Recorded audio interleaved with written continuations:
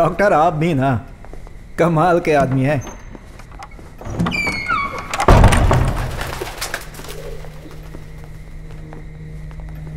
आप हमें पहले ये बात बता देते कि ये जगह आपकी पत्नी के नाम पर है। तुम लोग पहले से एक दूसरे को जानते हो क्या? चलो फिर तो काम जल्दी ही हो जाएगा। हाँ।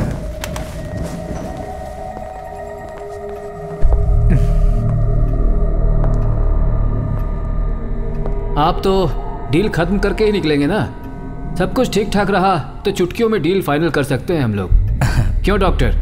बिल्कुल सही कहते हैं, एक बार डील हो जाए तो फिर देरी करना अच्छी बात नहीं, और किसी केस में फंस गए तो मुश्किल हो सकती है। सिर्फ हमारे लिए नहीं, आपके लिए भी।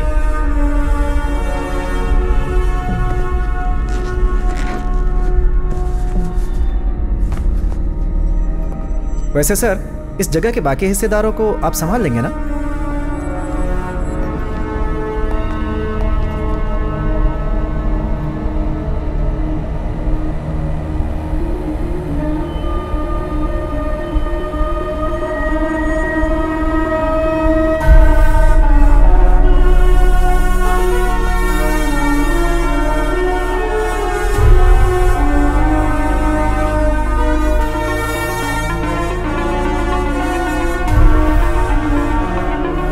ये क्या है? क्या कर रहे हो तुम? हमें यहाँ बुलाकर चाल चल रहे हो? तुम जानते नहीं मैं कौन हूँ।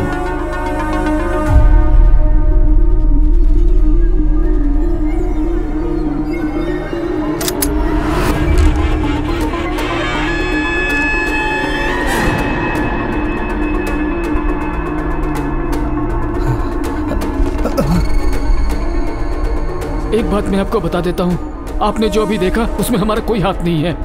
ये सब इन दोनों ने किया है। इन्होंने। सर प्लीज हमें मत मारिए प्लीज। जो हो गया सो हो गया। मैं भरपाई करने के लिए तैयार हूँ। उनके परिवार को जो भी चाहिए मैं देने को तैयार हूँ।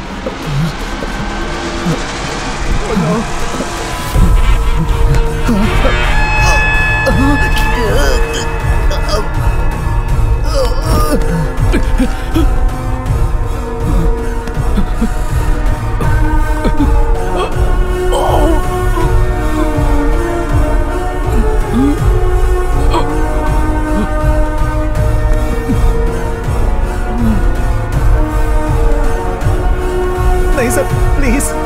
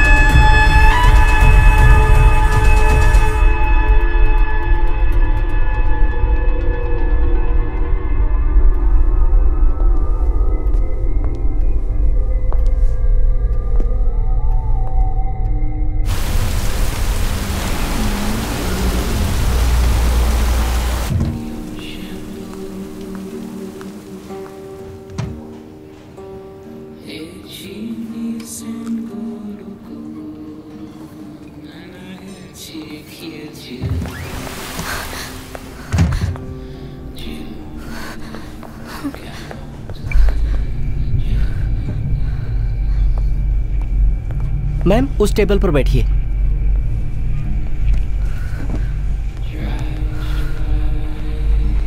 Madam order. Water please. Okay ma'am.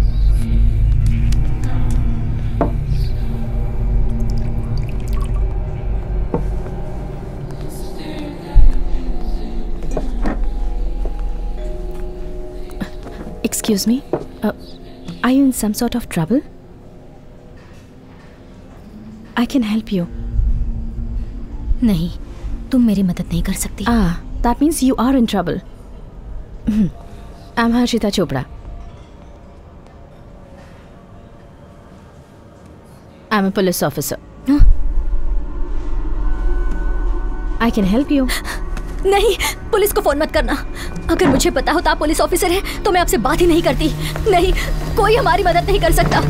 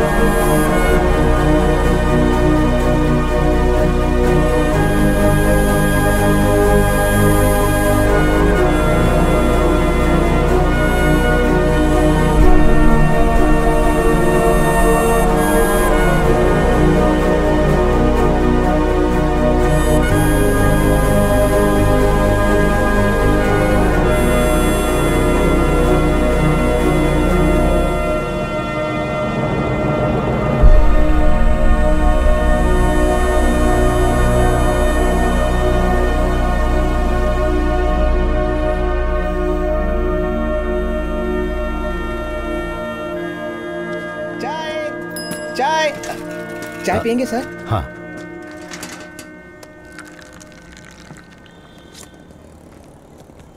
Sir ये तो हाँ हाँ।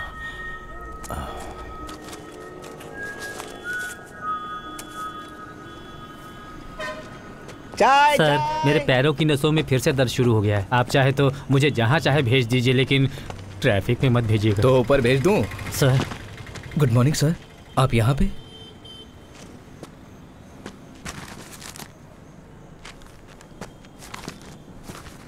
इन्होंने फिर से ज्वाइन किया है? मेरा अखबार गया, अब मुझे दूसरा खरीदना पड़ेगा, नहीं तो टॉयलेट में बोर हो जाऊंगा यार। क्या करोगे पढ़कर? कुछ नहीं, सब बकवास है।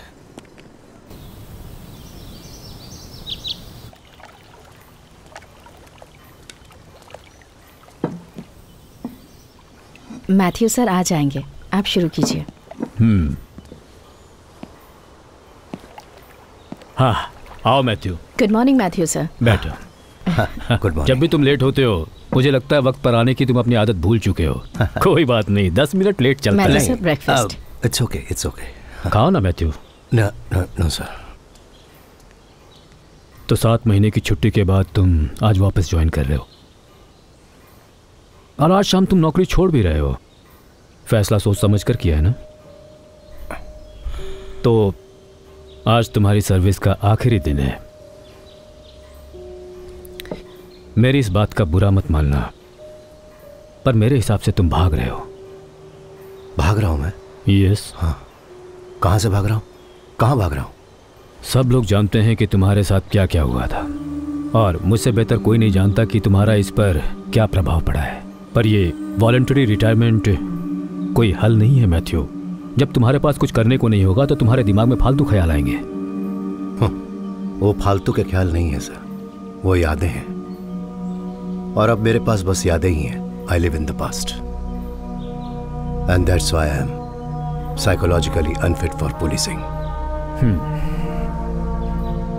मैं तुम पर दबाव नहीं डालूंगा। तो कल सुबह तुम एक यात्रा पर निकल रहे हो, लेकिन तुमने मुझे बताया नहीं तुम कहाँ जा रहे हो। सर ये एक मिशन है सर। मुझे नीलिमा की आखिरी इच्छा पूरी करनी है। उसने जिंदगी में मुझसे बस एक ही चीज मांगी थी।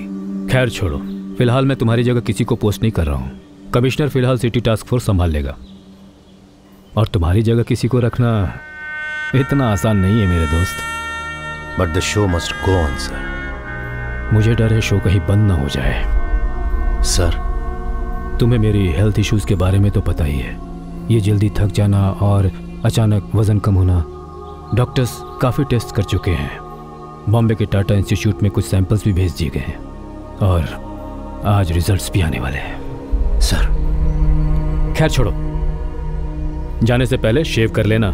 सर रहने दो, दाढ़ी में बिल्कुल किसी फिलोसोफर जैसे दिखते हो, एंड इट सूट्स यू। चलो।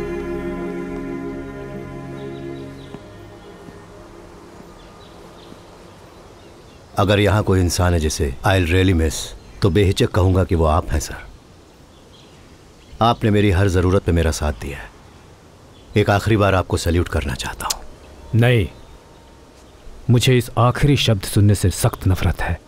तुम जाओ, हम फिर ज़रूर मिलेंगे जल्द ही, मेरा दिल कहता है। सी यू मैथ्यू। सर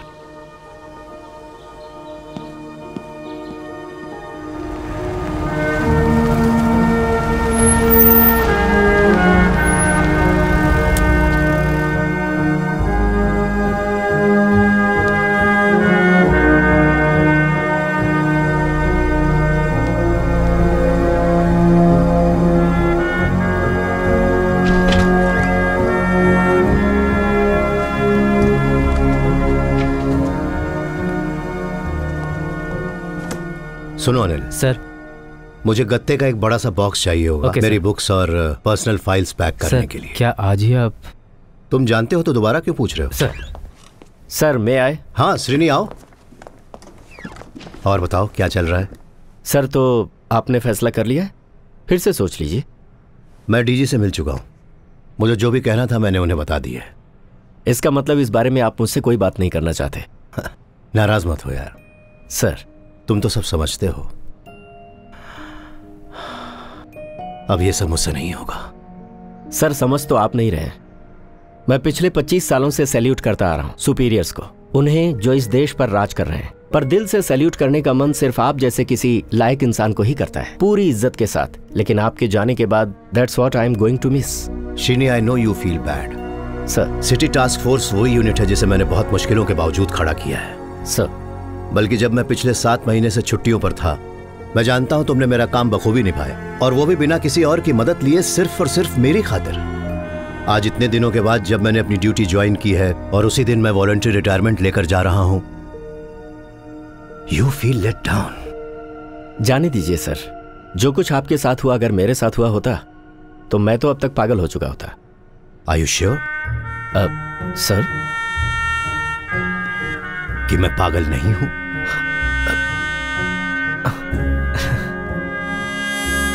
तुम किसी मुसीबत में लग रहे हो, कोई बात तुम्हें परेशान कर रही है? क्या आज सुबह आपने अखबार नहीं पढ़ी? नहीं, क्यों? कुल 3 लोगों के खून हुए हैं सर। तीनों बड़े आदमी थे। उसमें से एक तो हमारा पुराना कलीग था, रिटायर्ड एसीपी विनोद अब्राहम।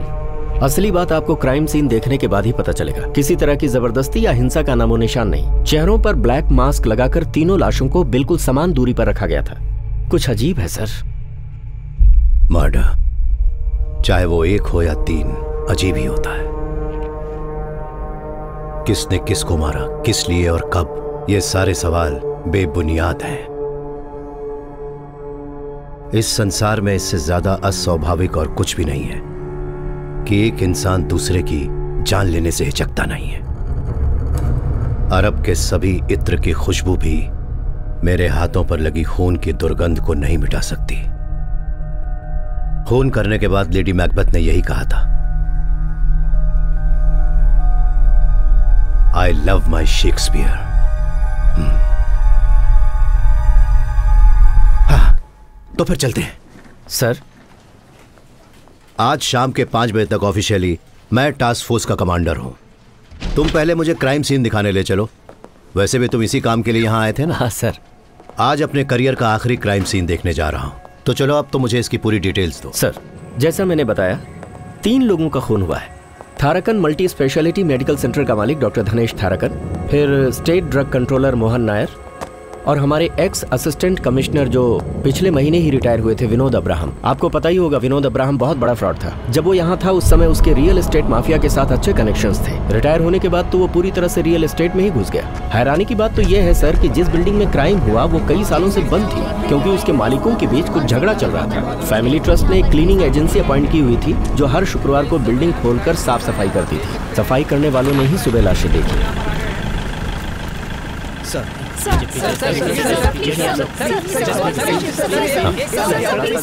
आज सुबह मैं तुमसे पूछना भूल गया, अब तुम्हारे पैरों का दर्द कैसा है? बहुत बुरी हालत है सर, मैं आयुर्वेदिक दवाइयाँ ले रहा हूँ। पेट कम करने की दवा लो। सुना है आप मुझे ट्रैफिक ड्यूटी में शिफ्ट कर रहे हैं, लेकिन मैं ज्यादा देर खड़ा नहीं रह सकता, कुछ कीजिए ना सर। इनसे हालचाल पूछिए, ये डिमांड रखने लगते हैं। हमारे पुलिस डिपार्टमेंट में किस चीज की कमी है, तुमने कभी सोचा है? किसकी सर? कोई आगे नहीं आएगा। इंसानियत की। सर, क्या चल रहा है? फॉरेंसिक ने अपना काम शुरू कर दिया। जगह काफी बड़ी है, थोड़ा समय लग सकता है। हाँ। वो अंदर कैसे घुसे, कुछ पता चला? नहीं सर।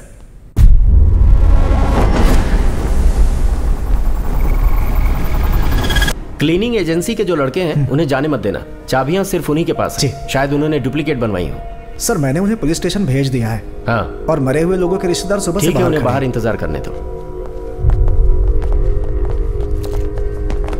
सर, ये हर्षिता चोपड़ा है। अब ये हमारी टास्क फोर्स का हिस्सा है। इससे पहले एएसपी रह चुकी हैं।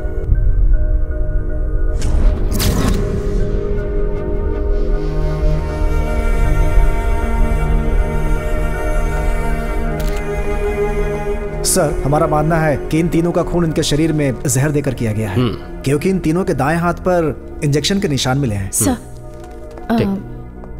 कुछ कहना चाहती हो? जो मैं कह रही हूँ पता नहीं उसका कुछ मतलब है या नहीं, पर कल रात मेरे साथ कुछ अजीब हुआ। वो क्या? वो रेस्टोरेंट बस यहाँ से 1 किलोमीटर की दूरी पर है, तो वो घटना और ये कत्ल, इनके बीच कुछ तो लिंक है, बस ऐसा मुझे लगता है। अरे कोई लड़की अपने पति या बॉयफ्रेंड से लड़कर ऐसे ही वहाँ उस कॉफी शॉप पर आ गई होगी। तुम्हारे पूछने पर उसने कहा कि वो नहीं चाहती कि पुलिस उसके मामले में पड़े और हड़बड़ी में निकल गई। उसका इस मर्डर केस से क्या संबंध हो सकता है? आई एम सॉरी सर, मुझसे गलती हो गई। हाँ हाँ ओके। ये क्या टाइम पास चल रहा है यार? ये अभी बाहर से आई है ना सर, जाने दीजिए। हाँ, श्रीनी मैं जा रहा हूँ।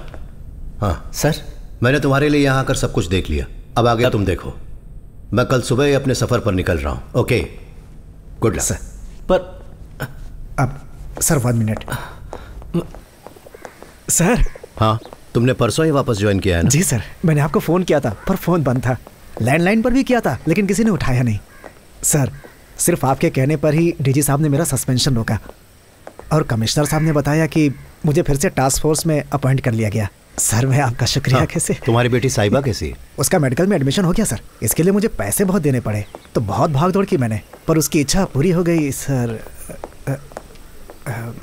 सर अभी तक पुलिस ने इस बारे में कोई खुलासा नहीं किया है। इस बारे में हम आपको अपडेट्स देते रहेंगे। फिलहाल चलते हैं स्टूडियो में। सर क्या कोई इंसान 7 महीने में इतना बदल सकता है? 7 महीनों की बात कर रहे हो? ये जो जिंदगी है ना 7 मिनट में बदल सकती है।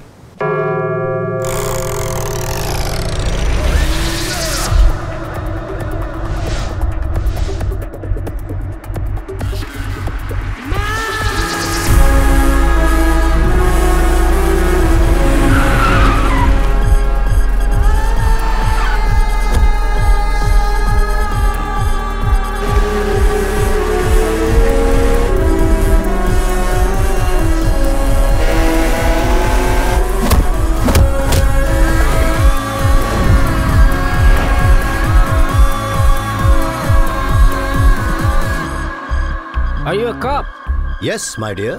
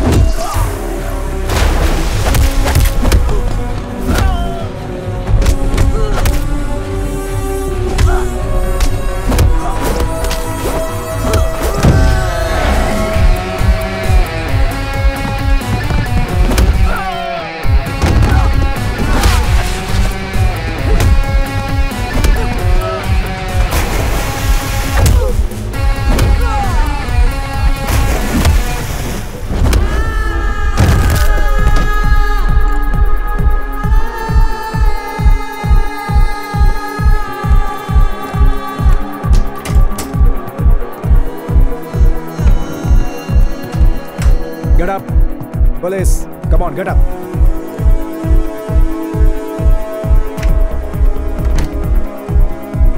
कुछ नहीं मिला सर, नथिंग। सबकी चेकिंग करने के बाद ही जाने देना। Okay sir.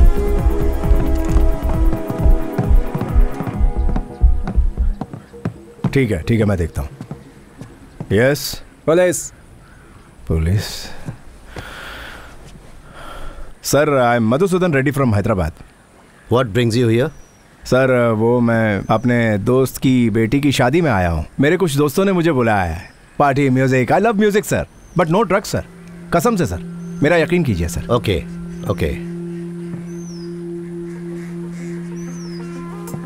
I'll take a picture.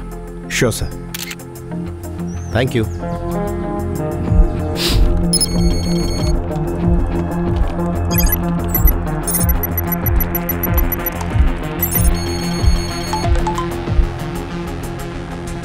Felix D Vincent, the drug supplier based in Goa, Russian mafia का सबसे वफादार पार्टनर। लुक मिस्टर मैथ्यू, हम एक डील करते हैं। तुमने मुझे कभी देखा नहीं है। Just close your eyes. तुम चाहो तो वहां पड़े 2 बैग अभी ले जा सकते हो, बाकी जहां कहोगे वहां पहुंचा दूंगा।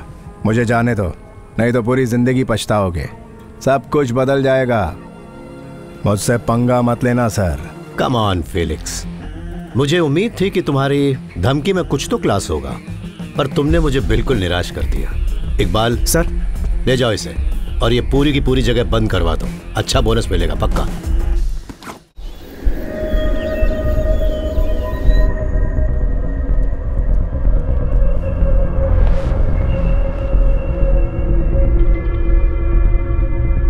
बिना मेरे सवालों का जवाब दिए तुम कब तक इस तरह से बैठे रहोगे फेलिक्स? ये एक ऐसी जगह है जिसके बारे में ज्यादा लोग नहीं जानते। तुम यहां आसानी से आ नहीं सकते, तो तुम यहां से जाओगे कैसे? आपकी धमकी में क्लास है। सर थोड़ी देर वॉक लेकर आइए ना, तब तक मैं पूछताछ करता हूँ ना इससे। मेरी पूछताछ का स्टाइल बिल्कुल क्लासी नहीं होता, देसी होता।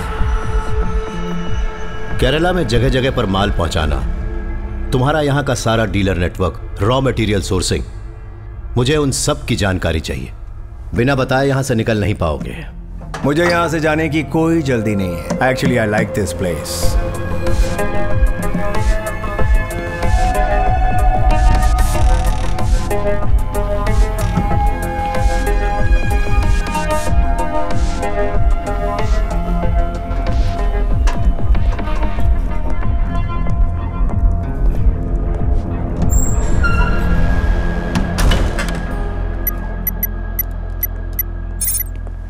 कल रात से ही मेरा मोबाइल फोन बंद पड़ा हुआ है। उसे फिक्र हो रही होगी कि मैं कहाँ रह गया। आप जाइए सर, कल तो आप दिल्ली जा रहे हैं ना, उन्होंने शॉपिंग प्लान्स बना रखे होंगे। वो यहाँ पर इसीलिए आई है, लेकिन मैं फेलिक्स को यहाँ कस्टडी में छोड़कर दिल्ली कैसे जा सकता हूँ? परसों तो आप वापस आ ही जाएंगे ना सर। 2 दिनों के लिए मैं इसे संभाल लूंगा, मुझे हाथ दिखाने का मौका मिलेगा। No third degree stuff Iqbal. तुमने डीजी का सर्कुलर पढ़ा है ना? पुलिस से कह रहे हैं कि वो किसी को ना मारे, बंदर पेड़ पर चढ़ने से बाज आएगा। हमारा तो काम ही है क्रिमिनल्स को मारना सर। तुम सुधर जाओ। और तुम्हारी बेटी साहिबा का क्या हुआ? सर मुझे नहीं लगता कि उसके मनपसंद कॉलेज में उसका एडमिशन हो पाएगा। आप इस मामले में लकी रहे। एम्स एंट्रेंस एग्जाम में थर्ड आना कोई छोटी बात नहीं होती है सर। मेरी ओर से कांग्रेट्स कहिएगा उसको। थैंक्स। हे मालू, सॉरी बेटा, मैं जरूरी काम में फंस गया था। चलो चले। मम्मी कहाँ है?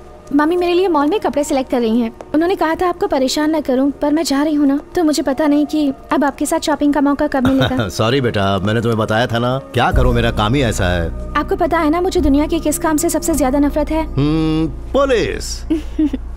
Because it involves violence.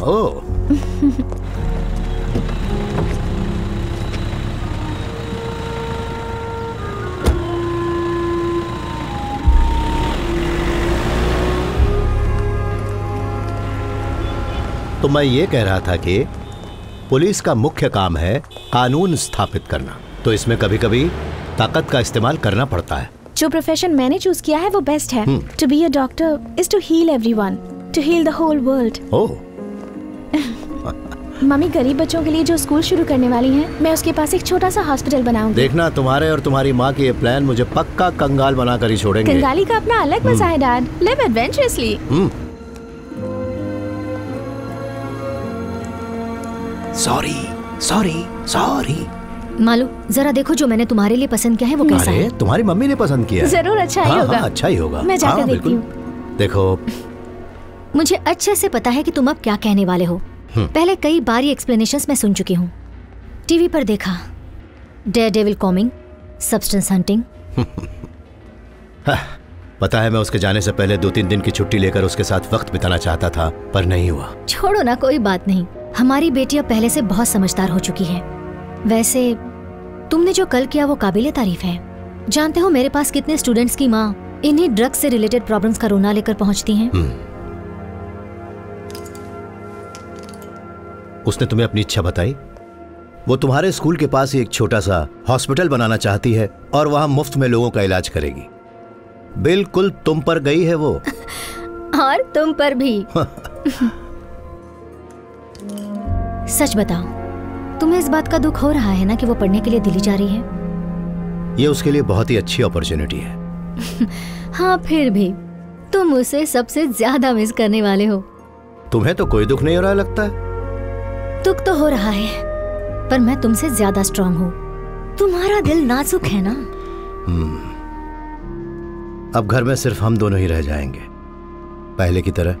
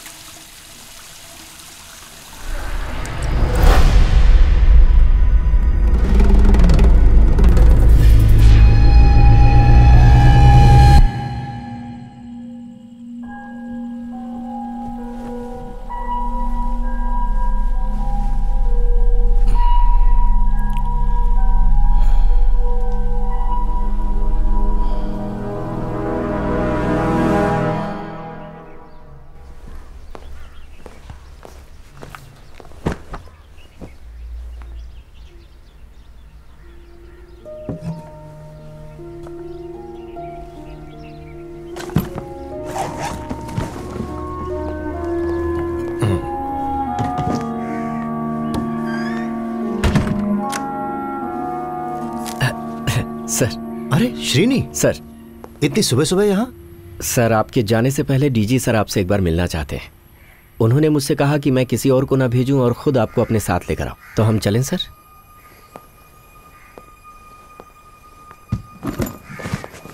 मैं अपनी गाड़ी में आऊंगा, तुम फॉलो करो। मैं आपके साथ चलता हूं सर।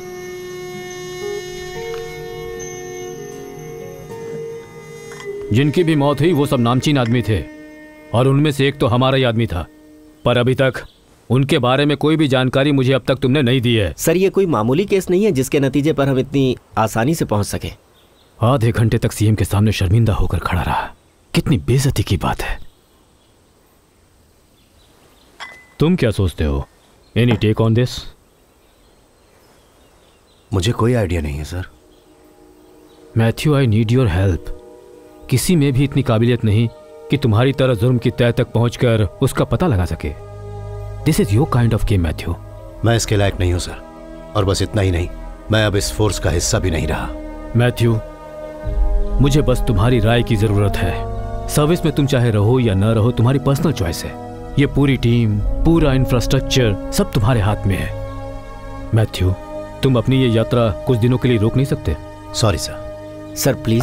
प्लीज श्रीनी। सर जाने दो। श्रीनी सर, एक सेकेंड। सर तुम यहीं रुको। मैथ्यू जरा आओ।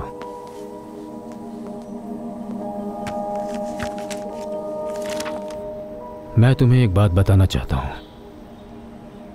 मुझे जिस बात का डर था आखिर वही हुआ।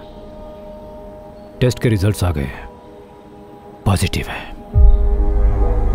मुझे बोन मैरो कैंसर है और इसका इलाज सिर्फ बोन मैरो ट्रांसप्लांट ही है, लेकिन कुछ भी हो सकता है और अगले स्टेज के बाद तो दर्द और भी बढ़ जाएगा।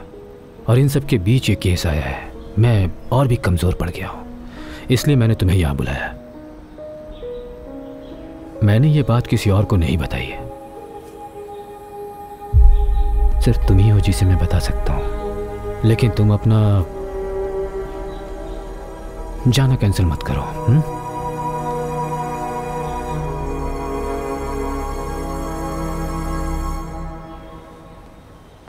श्रेणी सर, तुम इस केस की छानबीन शुरू कर सर। दो। मैं भी आज शाम की रिव्यू मीटिंग के लिए आऊंगा। Will do our best sir. Good sir. मैं तुम्हें शाम को। सर वो ऑफिसर क्या नाम था उसका? हर्षिता? सर वो उस दिन कुछ बता रही थी ना, रेस्टोरेंट में जो बुर्का पहने मिली थी। उसका इस केस से कोई लेना देना नहीं। लेना देना है श्रीनी। सर हर्षिता और इकबाल से कहो कि जल्दी उस रेस्टोरेंट में पहुंचे, मैं वहीं मिलूंगा। तो फिर आपने अपना जाना टाल दिया? रिव्यू मीटिंग कैंसिल कर दीजिए, मैं शाम को आपसे आकर मिलता हूं sir. Thank you Matthew, thank you very much. He is on sir. Sreeni. Sir, हर जुर्म बहुत आसान होता है। हर समझदार मुजरिम सबसे आसान तरीके को सबसे प्रभावशाली ढंग से अपनाने की कोशिश करता है। यह केस जितना मुश्किल लग रहा है, दरअसल उतना मुश्किल है नहीं। Don't lose your focus. Sir.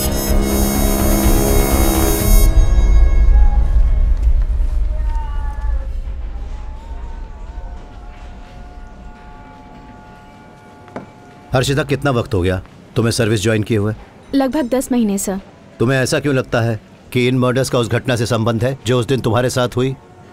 Honestly मुझे नहीं पता सर, बस मन से आवाज आई, माय गट फीलिंग। मैं बताता हूँ कि तुम्हें इन दोनों घटनाओं में कुछ संबंध आखिर क्यों लगता है। सर, उस दिन जब तुमने उस लड़की की मदद करनी चाहिए तो उसने किस तरह से जवाब दिया? नहीं, कोई हमारी मदद नहीं कर सकता। ओके, उसने मेरी कहने के बजाय हमारी कहा। जी सर। जैसे उसकी जुबान फिसली, तुम्हें उससे एक संकेत मिला कि वो लड़की उस समय वहां अकेली नहीं है, उसके साथ कोई और भी वहां मौजूद है। उस समय तुम्हारा ध्यान उस पर नहीं गया, पर जब तुमने उन 3 लाशों को एक समान दूरी पर पड़े देखा, तब उस लड़की ने तुम्हारे सामने जो हमारी शब्द बोला था, तुमने उसे क्राइम सीन के साथ जोड़ दिया। That's what happened. सर, जैसे ही वो दरवाजा खोलकर अंदर आई, उसने कांच के पार्टीशन से बाहर की तरफ देखा, जैसे कोई उसका पीछा कर रहा हो, है ना? Right sir. हर्षिता, तुमने उस कांच के बाहर देखने की कोशिश की? नहीं सर। तो जाओ, जाकर देखो। क्या तुम दूसरे के नजरिए से चीजें नहीं देखना चाहोगी? एक काबिल पुलिस वाले को यह करना चाहिए। Just go and see. Sir.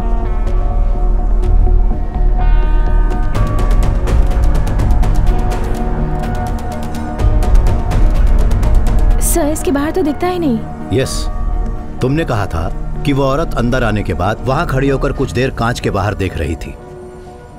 जब कांच के बाहर देखा ही नहीं जा सकता, तो फिर वो कर क्या रही थी? वो इस ग्लास में परछाई देख रही थी, उस टेबल की। उस टेबल पर जो बैठा था वो औरत उसी को देखना चाह रही थी। तो इसका मतलब उसका वो डर और जो परेशानी थी, सब एक नाटक था उस टेबल पर बैठे हुए इंसान का ध्यान अपनी तरफ खींचने के लिए। हो सकता है कि वो चाहती थी कि वहां बैठा हुआ इंसान उठे और जाकर उससे पूछे कि उसके साथ हुआ क्या है। तो पता लगाते हैं उस दिन उस टेबल पर कौन बैठा हुआ था। इकबाल, हम लोग सीसीटीवी फुटेज देखते हैं।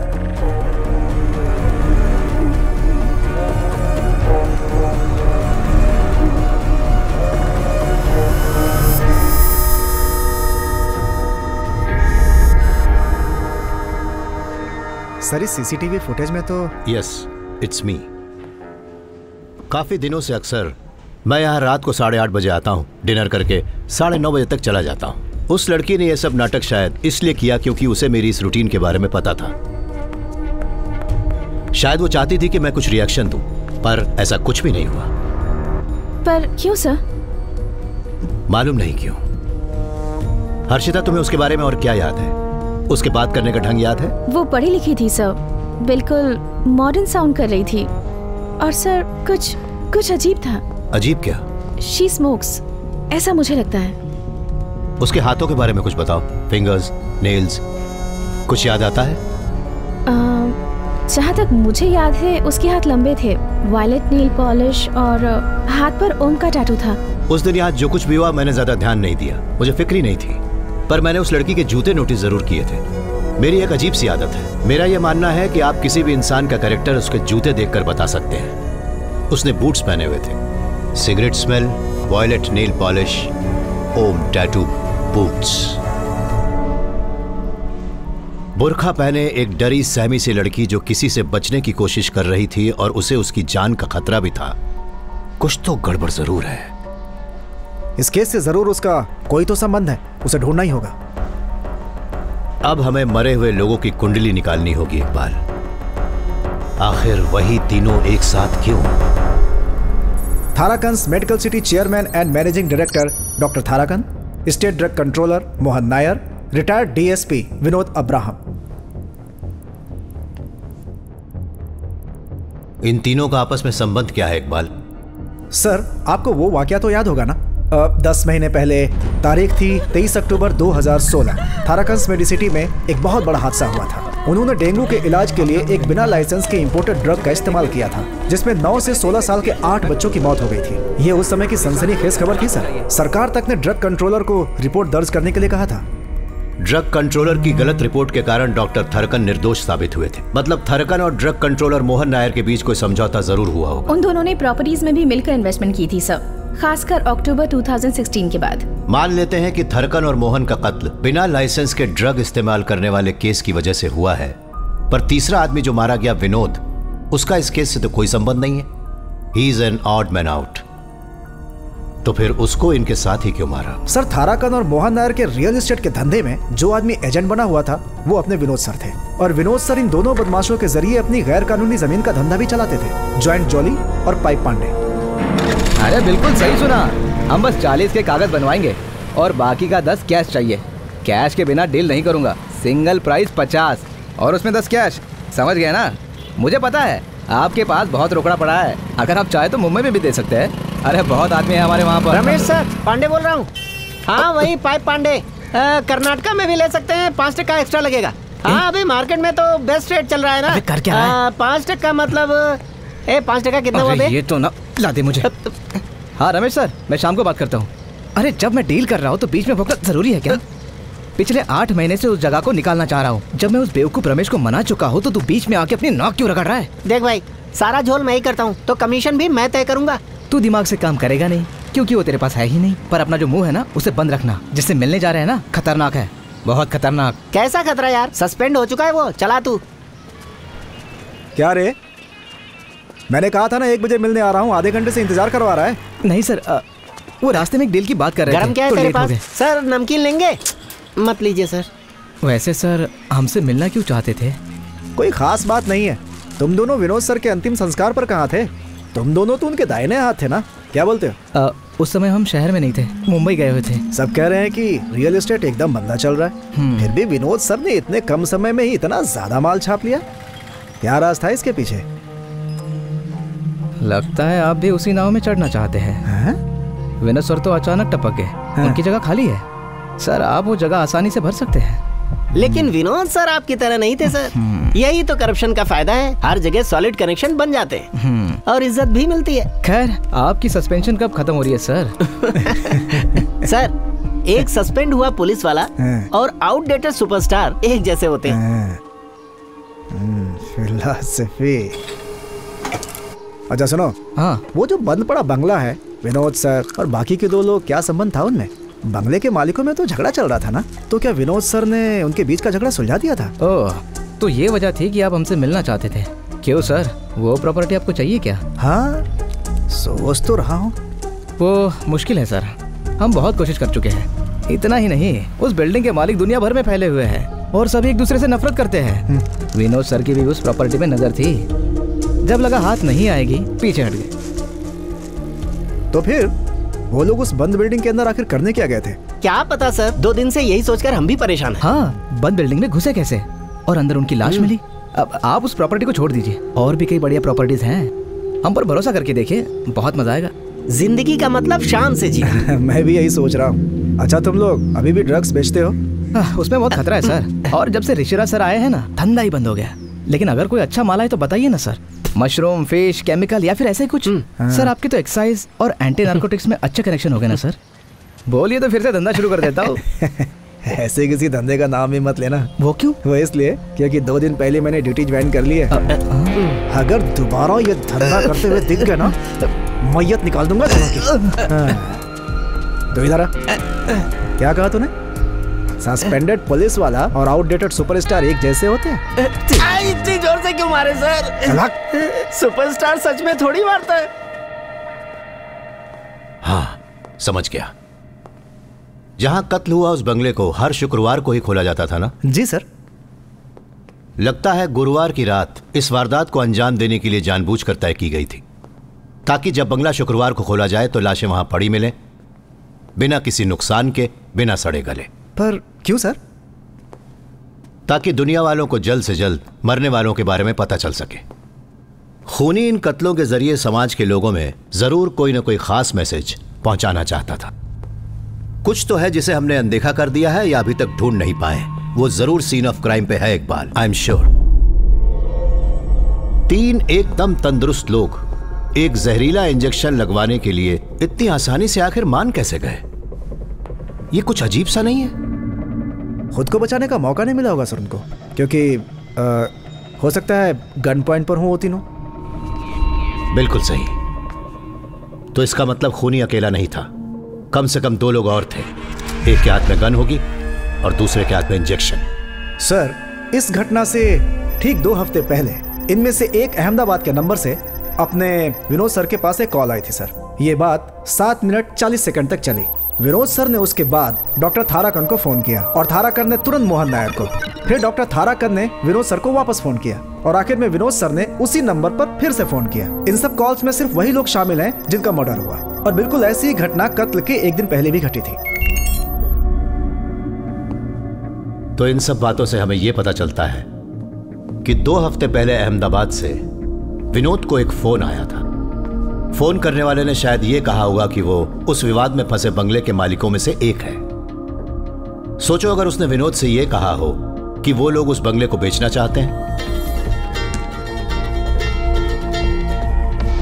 Hello, yes. हाँ विनोद, हमने जिस प्रॉपर्टी के बारे में बात की थी, जिसे खरीदने की नाकाम कोशिश की थी, वही ना? मैं निकल रहा हूँ, 5 मिनट रुको बस। प्रॉपर्टी का मालिक और उसकी पत्नी 24 तारीख को आ रहे हैं। हाँ, कहाँ पे हो? मैं पहुंच चुका हूँ। दोनों कातिल बंगले में पहुंचे और उन्होंने डुप्लीकेट चाबी से मेन डोर को खोला। वो पहले से ही इंतजार कर रहे थे उन तीनों का। मेरा एक अनुमान ये भी है, ये भी तो हो सकता है कि बंगले के अंदर इंतजार करने वाले कातिल एक आदमी और एक औरत थे।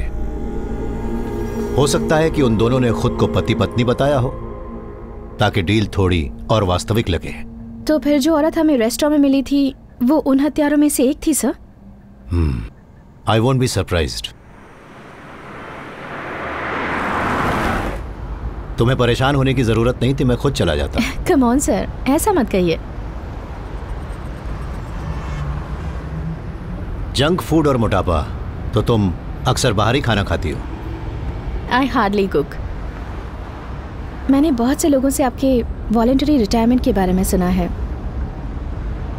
मुझे लगता है हमें हमेशा काम करते रहना चाहिए। पुलिसिंग में खुद की भावनाएं व्यक्त की जा सकती हैं, योर एंगर, फ्रस्ट्रेशन और भी कई चीजें। मतलब हर किसी पर मैं अपना गुस्सा निकालता रहूं? तुम शायद एक टूटे हुए रिश्ते के दर्द से गुजर रही हो। अब तुम ठीक हो ना? आपको ये कैसे पता? आपको ये किसने बताया? तुमने जो अभी अपने को व्यक्त करने की बात की, योर होल एटीट्यूड और तुम्हारी दाईं कलाई पर वो निशान इस बात का सबूत है। मैं नादान थी, वो मेरे लायक ही नहीं था। पता नहीं मुझे आपके सामने ये सब बातें कहनी भी चाहिए या नहीं सर। बोलने में बुराई भी क्या है, तुम बोलो। प्यार धोखे का दूसरा नाम है। या तो लड़का लड़की को धोखा देता है या फिर लड़की लड़के को धोखा देती है, और अगर दोनों एक दूसरे को धोखा नहीं देते तो प्यार को धोखा देते हैं।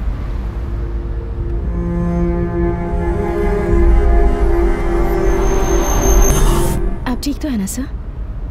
हाँ।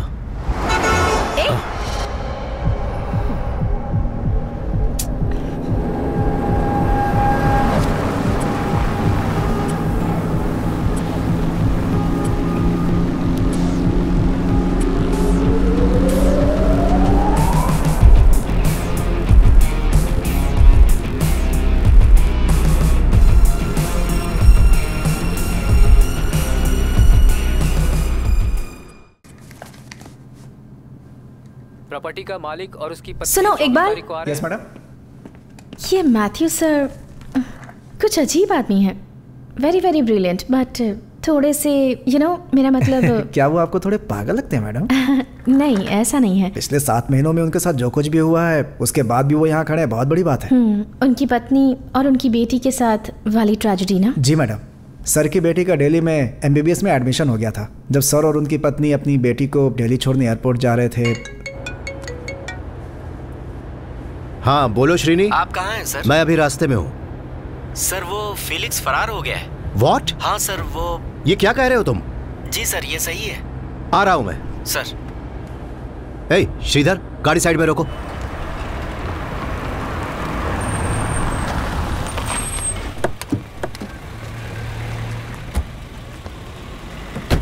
क्या हुआ?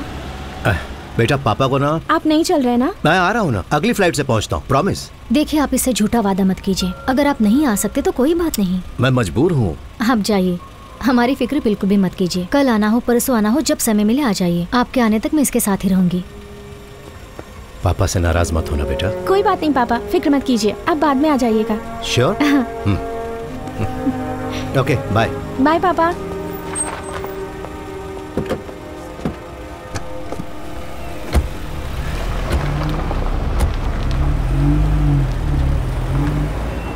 तुमने बाल ठीक से नहीं बांधे। कोई बात नहीं, ठीक है।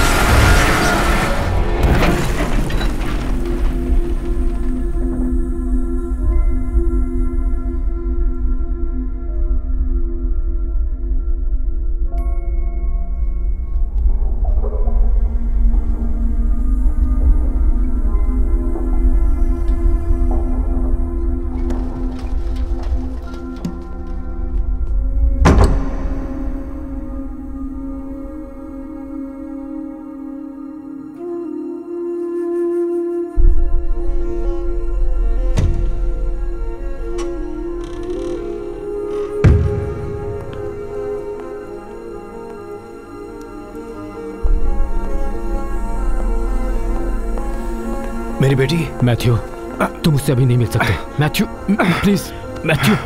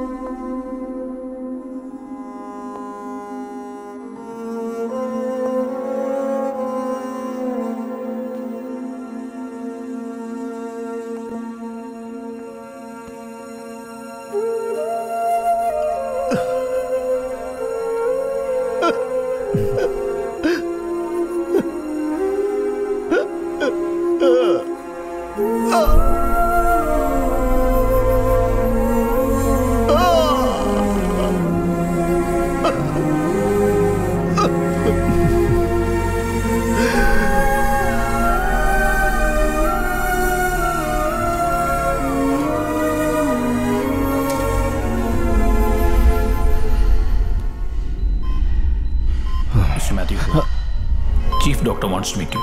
Okay. दूसरे डॉक्टर्स की राय के लिए हमने नीलिमा की केस फाइल्स को डेनमार्क भिजवाया था। तुम जानते हो, उनके पास भी इसका कोई इलाज नहीं है मैथ्यू। डीजीपी ने मुझे बताया कि तुम्हारा और नीलिमा का कोई और रिश्तेदार भी नहीं है। ऐसी हालत में नीलिमा के साथ हर वक्त रहने के कारण तुम्हारी मानसिक स्थिति बिगड़ भी सकती है। तुम डॉक्टर विश्वेश्वर से आखिर मिल क्यों नहीं लेते?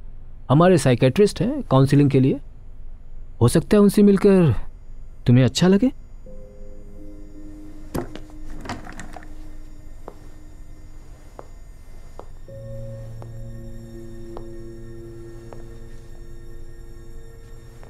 आप डॉक्टर्स हमेशा कहते हैं ना कि चमत्कार होगा, तो कोई उम्मीद है इस केस में ऐसा कुछ हो? मैं आपको कोई झूठा दिलासा नहीं देना चाहता sir. I am really sorry.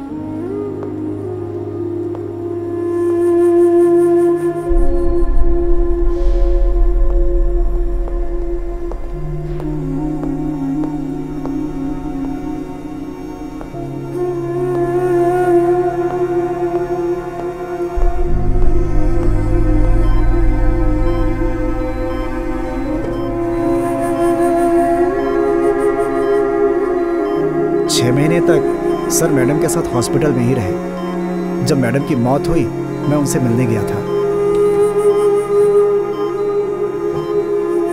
वो बहुत बदल चुके थे, जैसे कि कोई पागल इंसान हो। 1 महीने के लिए और उन्होंने छुट्टी एक्सटेंड करा ली और वॉलंटियर रिटायरमेंट के लिए अप्लाई कर दिया। He was a wonderful husband, wonderful father. हाँ, एक बात बताओ, मैम।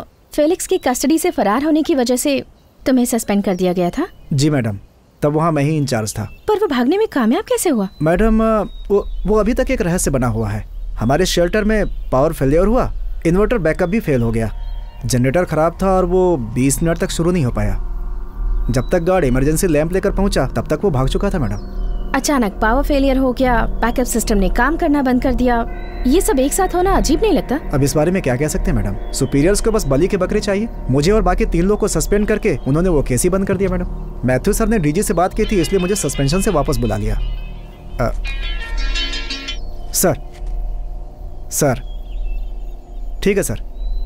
नहीं हम इधर ही हैं सर। मैथ्यू सर का फोन था, वो हमसे अभी मिलना चाहते हैं। कितनी देर में आने वाले हैं वो? 10 मिनट में मैम।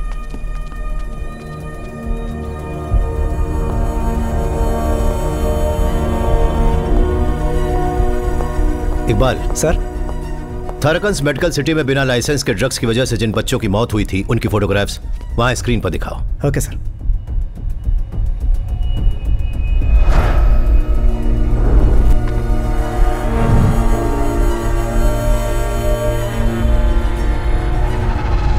इन फोटोग्राफ्स को प्रिंट करवाओ और फिर मेरे साथ चलो।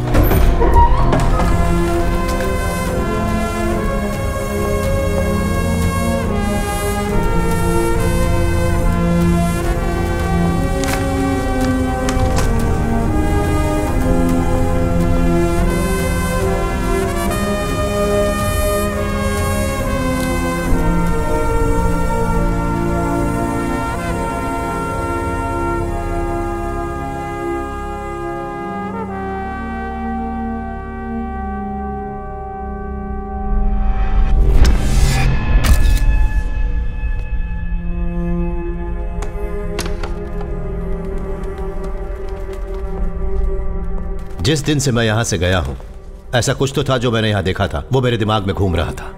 पर आज मुझे उस सवाल का जवाब मिल गया। यहां जितनी भी फोटोग्राफ्स हैं उनमें से सिर्फ इसी का फ्रेम अलग है। ये नया और मॉडर्न फ्रेम लगता है। तो खूनी इसके जरिए हम तक अपनी बात पहुंचाना चाहता है। इससे साफ पता चलता है कि डॉक्टर थाराकन और मोहन नायर का खून क्यों किया गया। हाँ, जैसा कि हमें पहले से शक था, जो इंसान इन बच्चों की मौत का जिम्मेदार है और जिसने उस इंसान का साथ दिया, उन्हें जो सजा हमारा कानून देता वही सजा उन्हें इस विलन ने दी। तो फिर सर मिस्टर विनोद, उनका तो इन बच्चों की मौत से कुछ भी लेना देना नहीं था। अब इसी सवाल का जवाब हमें ढूंढना है। पर एक बात तो साफ है, इन हत्याओं की वजह आपसी दुश्मनी नहीं है। इसकी वजह है मासूमों को इंसाफ न मिलना, और इस वजह से शायद और भी हत्याएं होंगी।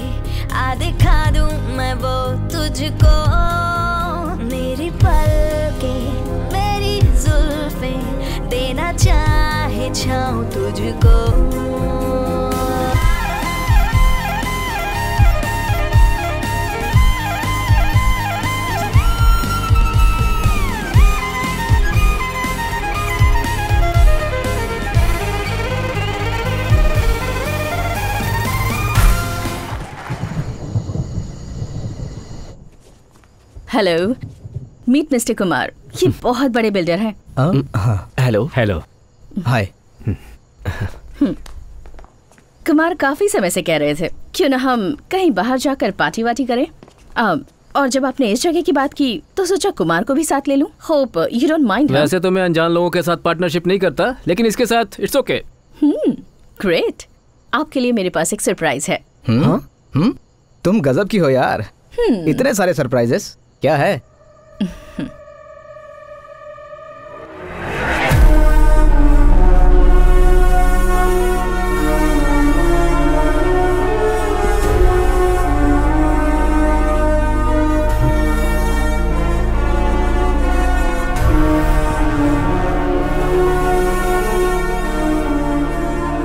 कौन है तू? श्रेया ये सब Seeing is believing. हाँ? What?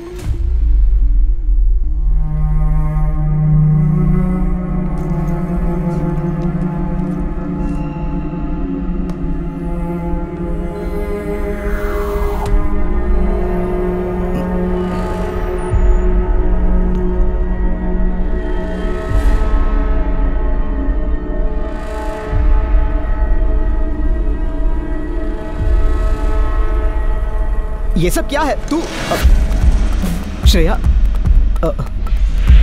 श्रेया सुनो please.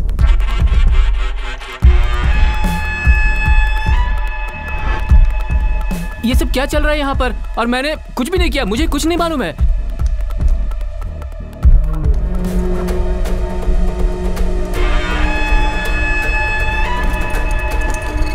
No please please no.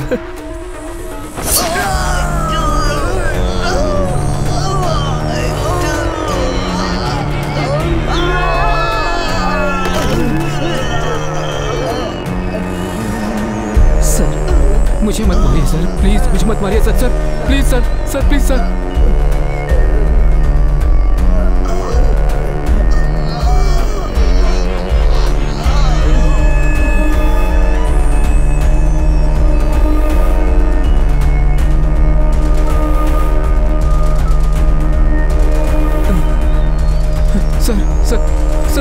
Sir please sir, please sir, please please please please please sir, मुझे छोड़ दीजिए सर।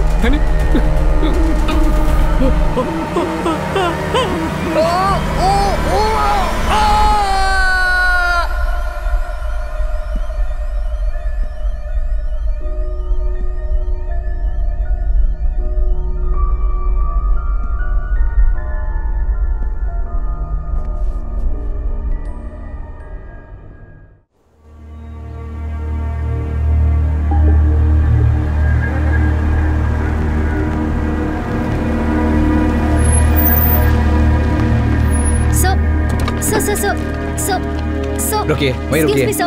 ये फार्म हाउस श्रवण कुमार का है। आप जानते ही हैं, वो बहुत बड़ी बिजनेस फैमिली से था, लेकिन काफी बिगड़ा हुआ लड़का था। जब वो यहाँ अपनी मीटिंग्स रखता था तो नौकरों को बाहर भेज देता था। कल शाम को वो अपने दोस्त सिनोज के साथ यहाँ आया था। सारे नौकरों को बाहर भेजकर किसी का इंतजार करने लगा।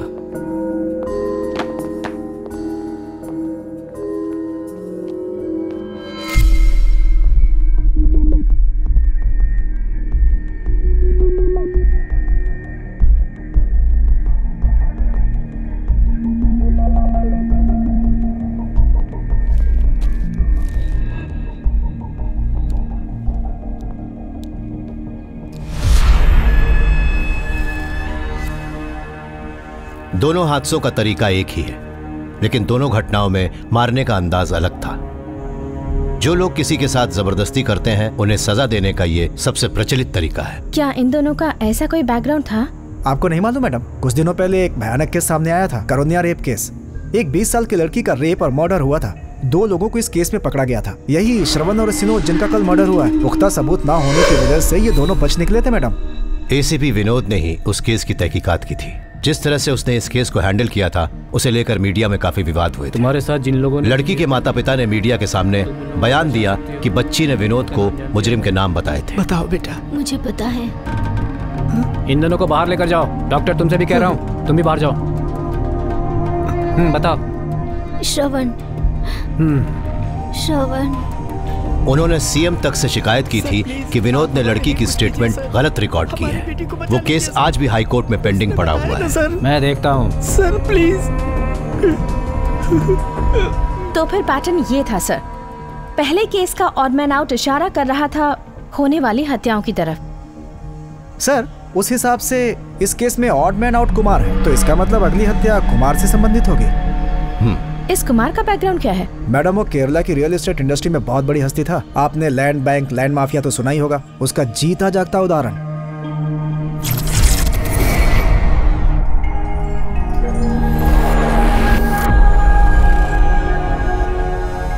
इस धरती के सबसे जहरीले प्राणियों में से एक है पफरफिश। यूं कह लीजिए कि नाग से भी ज्यादा जहरीली। इनके अंदर टेट्रोडोटॉक्सिन नाम का एक जहरीला केमिकल पाया जाता है। ये बहुत ही कॉम्प्लेक्स जहर है जो सीधा नसों पर प्रभाव करता है। बेशक मात्रा में कम हो, लेकिन ये सबसे खतरनाक ड्रग है और अगर मात्रा बढ़ा दी जाए तो ये जानलेवा हो सकता है। हमारे इस केस में जिसमें इंजेक्शन के जरिए सबको मारा गया है, इस पफरफिश का ही जहर है। और मुझे उम्मीद है कि ये काफी महंगा भी होगा। यस, और ये बहुत ही कम लोगों के पास मिलता है। इकबाल सर, समझ गए तुम्हें किन को पकड़ना है? Thank you ma'am. सर, चल भाग।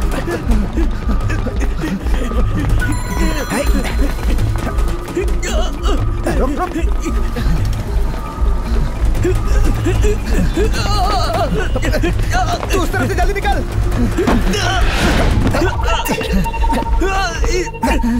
चुपचाप चल। मुझे छोड़ दीजिए सर, मैंने क्या किया? चल सब बताता हूँ ना क्या किया। कुछ भी तो नहीं किया सर।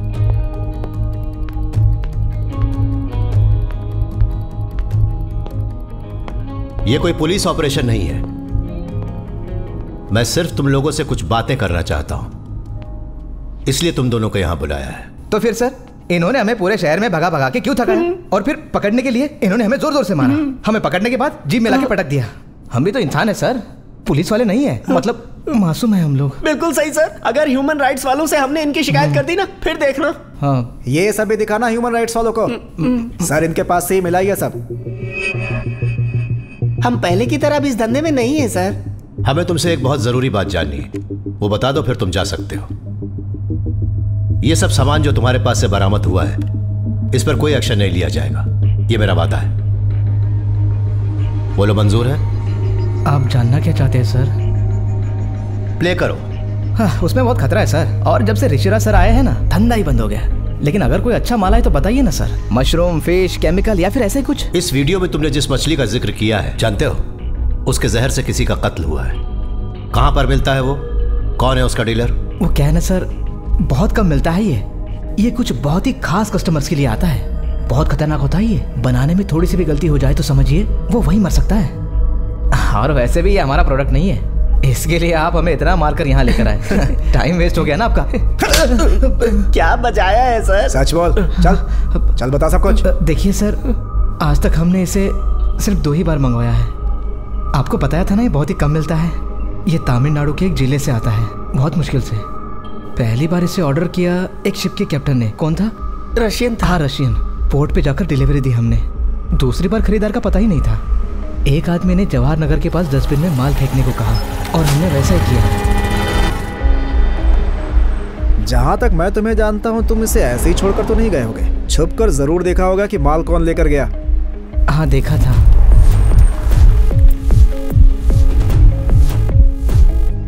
तुमने ये नहीं देखा कि गाड़ी के अंदर कौन था? नहीं सर, बस उसके हाथ देखे। पक्का वो कोई औरत थी। हाँ, तुमने उसकी उंगलियां देखी थी?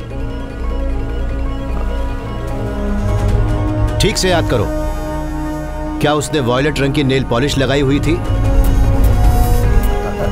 जी हाँ। कार का नंबर नोट किया था? नहीं किया सर। पहले कुछ दिन याद था, लेकिन बाद में भूल गया। कसम से सर। जिस आदमी ने तुम्हें माल डस्टबिन में फेंकने को कहा था, तुम उसे पहचानते हो? तुम्हें यह काम करने को किसने कहा था?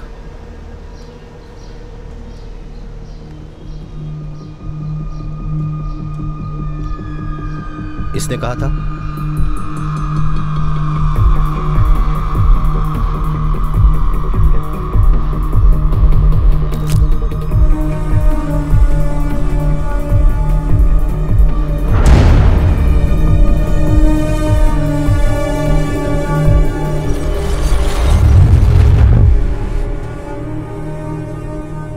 मैथ्यू सर ने जिस एक्सीडेंट में अपनी फैमिली को खो दिया, मैं उससे जुड़े रिकॉर्ड्स चेक कर रही थी। जिस ट्रक ने टक्कर मारी थी, उसका ड्राइवर भी वहां मारा गया था ना? जी हाँ मैडम। मैंने उस ड्राइवर की पोस्टमार्टम रिपोर्ट चेक की। उसके सिर के पीछे किसी भारी चीज से चोट लगी थी। रिपोर्ट के मुताबिक वही उसके मौत का कारण थी। पर यह चोट उसके सिर में लगी कैसे? किसी बहुत ही भारी मेटल ऑब्जेक्ट के लगने से यह घाव हुआ था। फॉरेंसिक चीफ गीता मैडम ने बताया। जरूर उसका सिर किसी चीज से टकरा गया होगा और वो आगे के गिलास से टक्कर खाकर बाहर गिर गया। एक्सीडेंट के बाद लगभग 40 मिनट तक सर की वाइफ और उनकी बेटी सड़क पर पड़े रहे, अनअटेंडेड। अगर वो उन सबको निशाना बना रहे हैं जो कानून से बच निकलते हैं, फिर और भी तो लोग हैं। उसने सिर्फ इन लोगों को ही क्यों चुना? डॉक्टर थारकन, विनोद, मोहन नायर और वो 3 लोग जिनका हाल में कत्ल हुआ, सिर्फ इन्हें मारने की क्या वजह हो सकती है? एक वजह तो है सर, जो हर चीज से जुड़ी हुई है। मेरे हिसाब से इन दोनों हादसों का कारण एक ही है, वो है थारकन्स मेडिसिटी। मुझे इस हॉस्पिटल के पूरे डेटाबेस की सारी जानकारी चाहिए। डेटाबेस से मेरा मतलब यहां पढ़ने वाले स्टूडेंट्स हैं। Okay sir. Okay, thank you.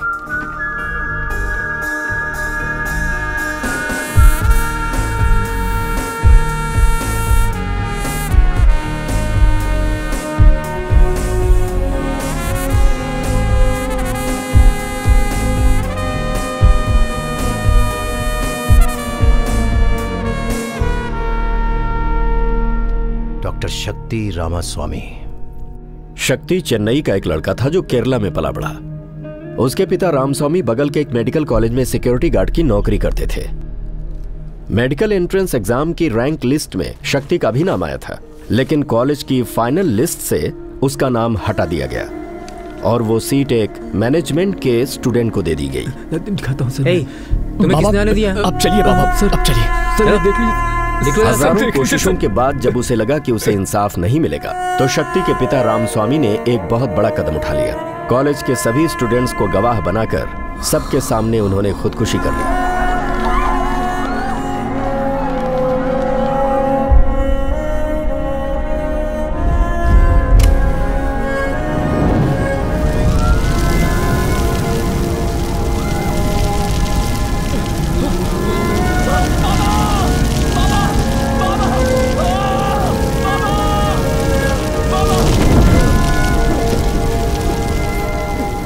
शक्ति ने अपनी आंखों के सामने अपने पिता को आत्महत्या करते देखा और अपना मानसिक संतुलन खो बैठा। शक्ति को आपको तो शायद याद ही होगा कि कुछ साल पहले केरला में स्टूडेंट्स की एक बहुत बड़ी स्ट्राइक हुई थी और आखिरकार सरकार को खुद इस मामले को सुलझाना पड़ा था। शक्ति को आखिरकार कॉलेज में एडमिशन मिल ही गया। वो कॉलेज में किसी से भी बात नहीं करता था। उसके अंदर का गुस्सा दिन ब दिन बढ़ता ही जा रहा था और वो उसके मैगजीन्स के लिखे गए आर्टिकल्स में भी नजर आता था। शक्ति बाकी सबसे एकदम अलग था सर। उसे कभी भी अचानक गुस्सा आ जाता था।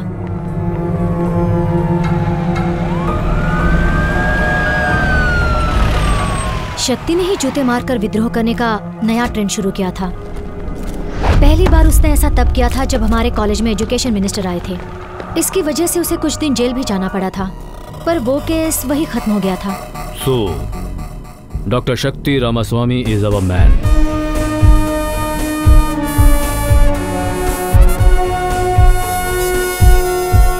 इस तहकीकात में आम तरीकों का इस्तेमाल करना बिल्कुल बेकार है सर, क्योंकि यहां होने वाले जितने भी खून हैं, इससे पहले ऐसे कभी भी नहीं हुए।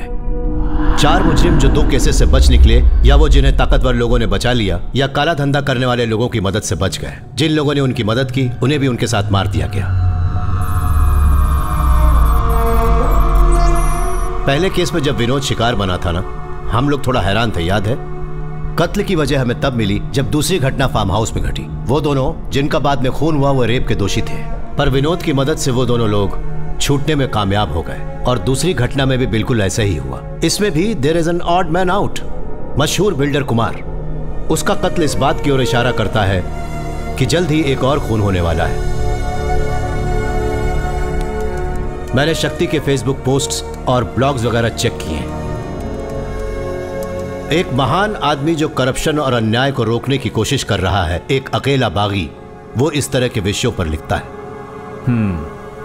तो तुम्हें लगता है जिस हॉस्पिटल में वो काम किया करता था, 2 गुना जिनका वो साक्षी है, 2 केस जिनमें इंसाफ नहीं मिला, इस वजह से वो खून खराबे पर उतर आया? आप जैसा सोच रहे हैं वैसा बिल्कुल भी नहीं है। डॉक्टर शक्ति मजबूर होकर अचानक किसी का भी खून नहीं करेगा। ये कई सालों की प्लानिंग थी। मेरा मतलब है कि उसके दिमाग में बहुत समय से ये खिचड़ी पक रही थी।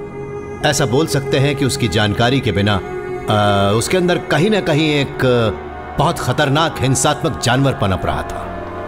यस, जैसा कि आपने बिल्कुल सही अनुमान लगाया। जो भी घटनाएं उसके हॉस्पिटल में काम करने के दौरान घटी, मेडिकल माफिया को लोगों की जान के साथ खिलवाड़ करते हुए उसने देखा।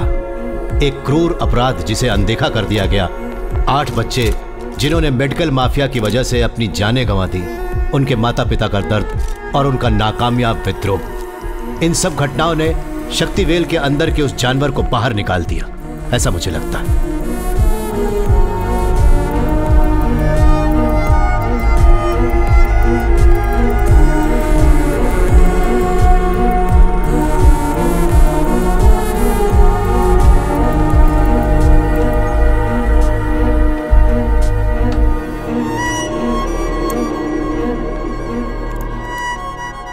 उसे पकड़ने का फिलहाल कोई जरिया नहीं है सर।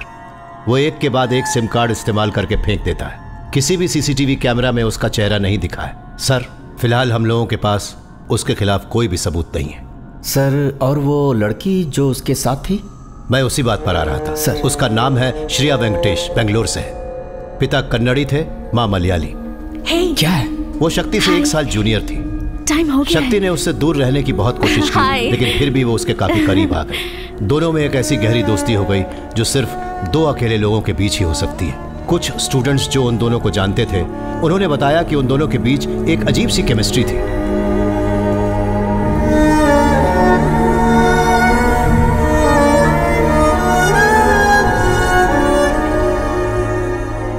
एक इंसान जो कानून के हाथों से बच निकले हुए मुजरिमों को बेरहमी से सजा देता है, एक पागल किस्म का आदमी जो कानून अपने हाथों में लेता है। आप समझ सकते हैं उसकी दिमागी हालत बहुत ही खतरनाक है। उसका अगला टारगेट कौन होने वाला है सर? नहीं, खुद ही अनुमान लगाने से ज्यादा जरूरी है डॉक्टर शक्ति और उसके साथ उस लड़की को पकड़ना।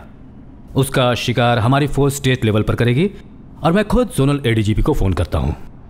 मुझे अब जाने की इजाजत दीजिए सर। अब जितना भी काम बचा है वो स्टेट पुलिस फोर्स का है। मुझसे जितना हो सकता था मैंने किया। फैसला कर लिया? जी सर, फैसला कर लिया। मैं ये ऑपरेशन पूरा करके ही रहूंगा मैथ्यू। मेरे पास वक्त बहुत कम है। सर।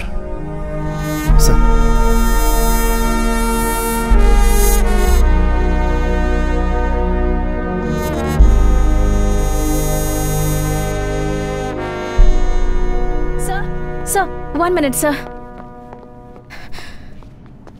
आपके जाने से पहले कुछ बताना चाहती हूँ। यस सर, आपकी फैमिली का जो एक्सीडेंट हुआ था वो कोई एक्सीडेंट नहीं, एक साजिश थी।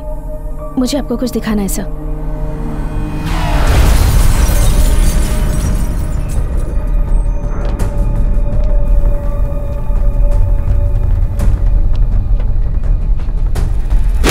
तो तुम्हें लगता है कि गाड़ी से भिड़ने के बाद जब ड्राइवर ट्रक से नीचे उतरा तो उसके सर पर वार करके किसी ने उसे मार डाला। उसके बाद उसने उसी हथियार से ट्रक का शीशा भी तोड़ दिया। यस। मैंने तुमसे कहा था ना, तुम्हारे अंदर वो पुलिस इंस्टिंक्ट है, लेकिन अनुभव की कमी के कारण तुम्हें सच समझने और उसकी तस्वीर बनाने में थोड़ा वक्त लगता है, बस इतना ही। जिस दिन मेरी नौकरी का आखिरी दिन था, उस दिन मैं सुबह सुबह पुलिस के कारखाने में गया था। मैंने वहां पर वो ट्रक देखा। हर्षिता, जो तुमने मुझे बताया वो मैं पहले से ही जानता हूं। आप ऐसे कैसे छोड़ सकते हैं? जिसने ये किया हमें उसे पकड़ना चाहिए। कुछ चीजों को नजरअंदाज कर रहा हूं जानबूझकर। मुझे पता है ये इतना आसान नहीं है। ये गलत है सर। जिस इंसान ने आपकी जिंदगी बर्बाद कर दी, आप उसे छोड़ कैसे सकते हैं?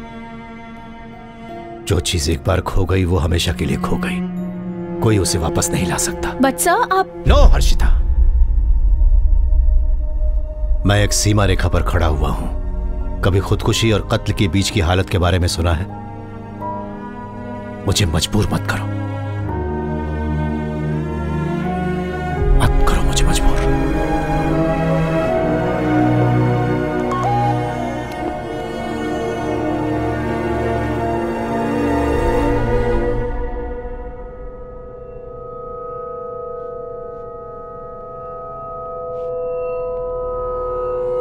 Hi, Shreya here. First, I want to tell you something. जिस IP एड्रेस से मैंने ये वीडियो मेल किया है, उसे ट्रेस करने में वक्त बर्बाद मत कीजिए। वो फेक है। पर ये बंद करने से पहले मेरी बात सुन लीजिए। जिस हादसे ने आपकी जिंदगी बर्बाद कर दी, क्या आप जानते हैं कि वो कार एक्सीडेंट किसने करवाया था?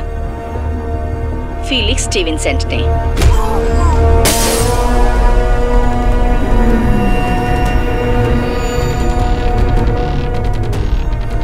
कल वो केरला आने वाला है। मैं आपको उसकी लोकेशन भेज रही हूँ। उससे बदला लेने का ये अच्छा मौका है। आप चाहे तो इसका फायदा उठा सकते हैं। उसके जैसे मुजरिमों को सजा मिलनी ही चाहिए। हमारी इच्छा है कि ये न्याय आपके हाथों हो, क्योंकि बदले में जो सुख है वो और किसी में नहीं। बाय। सर, ये जरूर एक जाल है, सावधान रहिए। सर, मुझे लगता है हमें ये चांस लेना चाहिए। मुझे यकीन है हमें कुछ ना कुछ जरूर मिलेगा सर। और वैसे अगर हम जा रहे हैं तो हमें पूरी फोर्स को खबर देनी होगी, एक फुल फ्लेजेड ऑपरेशन की तरह। कुछ समस्या से हम कितना भी भाग ले, वो हमारा पीछा नहीं छोड़ती। इसके वीडियो के बारे में हम तीनों के अलावा किसी और को पता ना चले। फीलिक्स के नेटवर्क के बारे में अच्छे से जानते हो ना इकबाल? Yes sir. इस काम को अंजाम हम दोनों देंगे, तुम साथ नहीं चलोगी। बच्चा,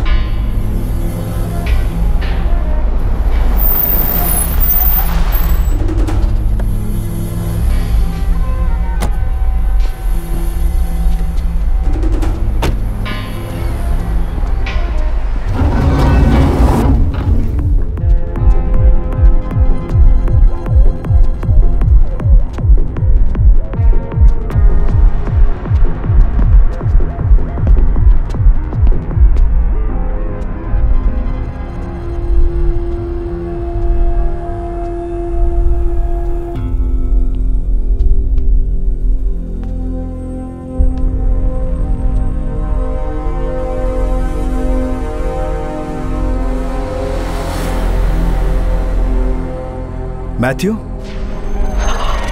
ओह माय गॉड,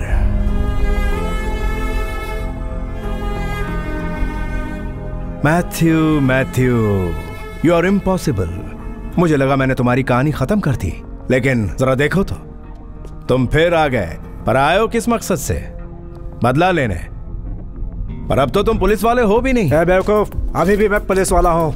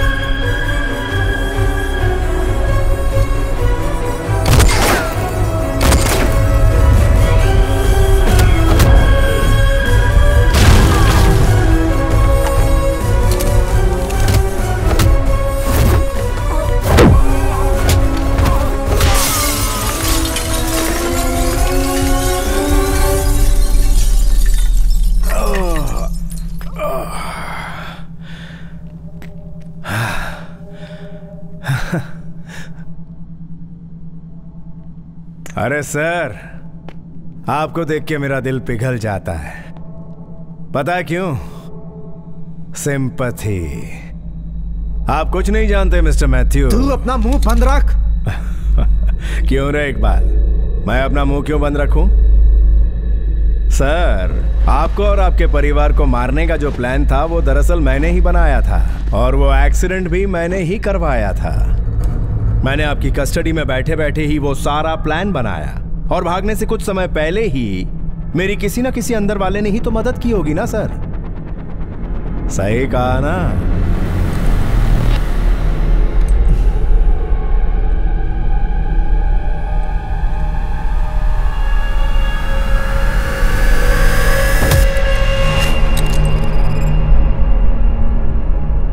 इकबाल?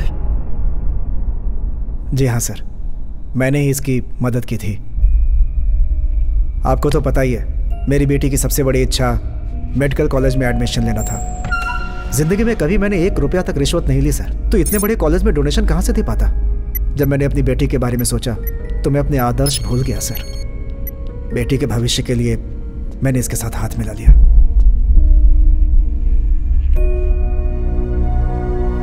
जिंदगी भर इंसान जो कुछ भी करता है अपने परिवार के लिए करता है सर। नहीं जानता था आपकी फैमिली को खत्म कर देगा। सर मेरा यकीन कीजिए सर, इसे मेरे हवाले कर दीजिए। मैं इसे जिंदा नहीं छोड़ूंगा सर, मैं जिम्मेदारी लेता हूं।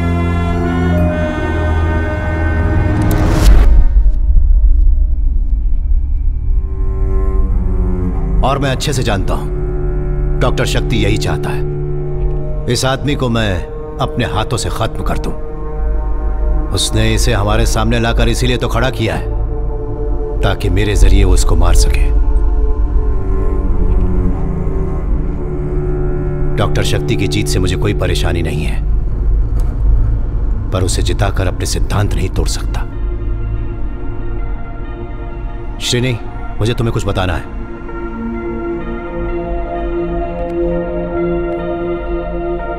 इकबाल सर, पुलिस को सरेंडर कर दो।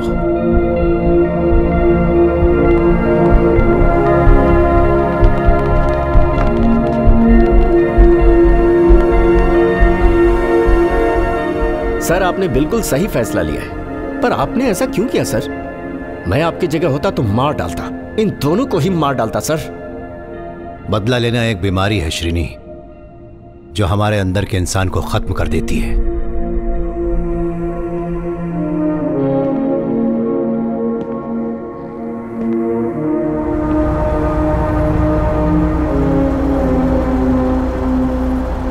मेरा सफर जो उस वक्त रुक गया था वो अब शुरू होगा।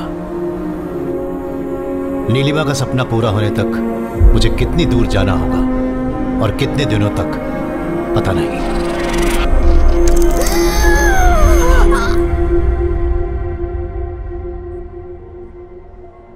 मैं तुम्हारे और नीलिमा के रिश्ते की गहराई को समझ सकता हूं।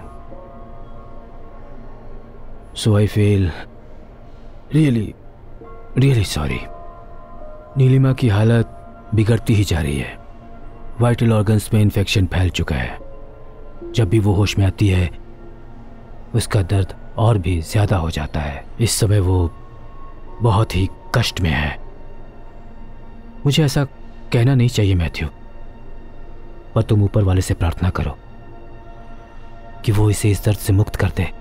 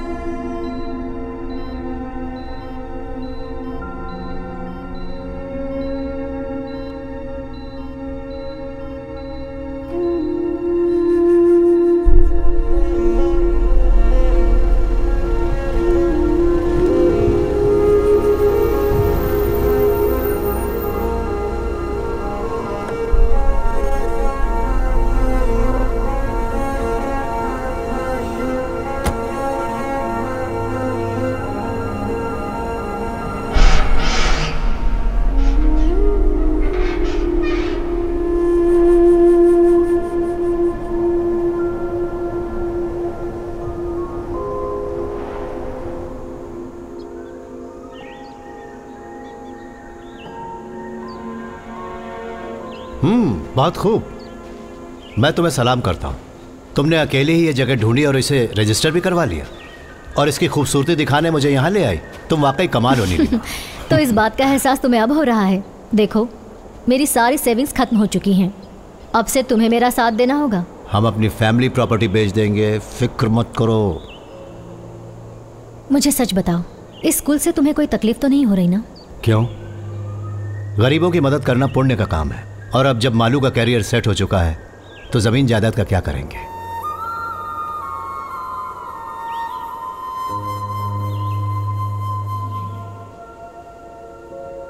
ये जगह ही मैं हूं। मेरी सांसें, मेरी जिंदगी। अगर मैं मर भी गई तो मेरी आत्मा यहीं रहने वाली है।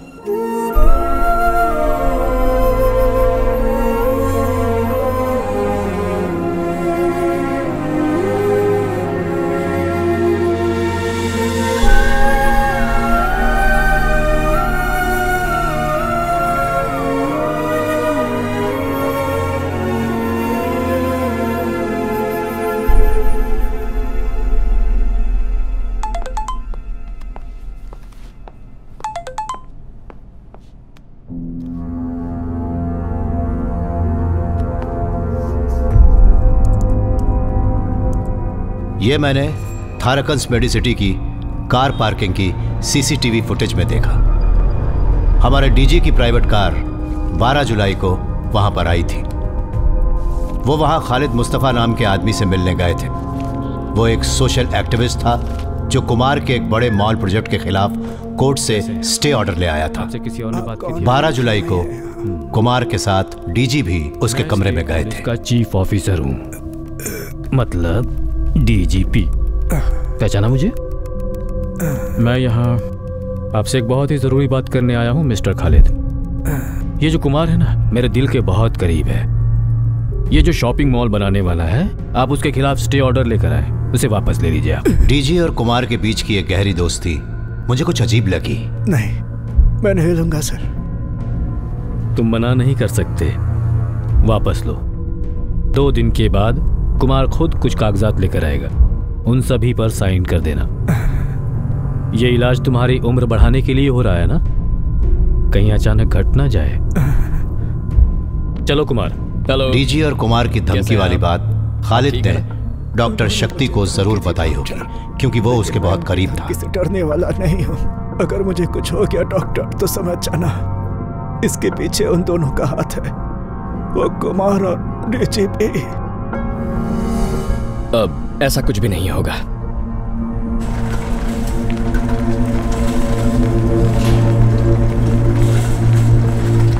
डिस्चार्ज होने के ठीक 2 दिन बाद शक्ति की आंखों के सामने खालिद की लाश पड़ी हुई थी।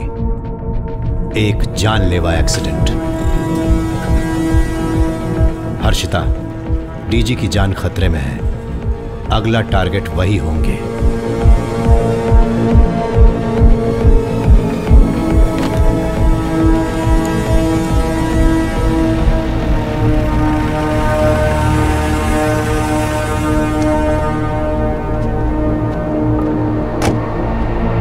श्रीनी सर,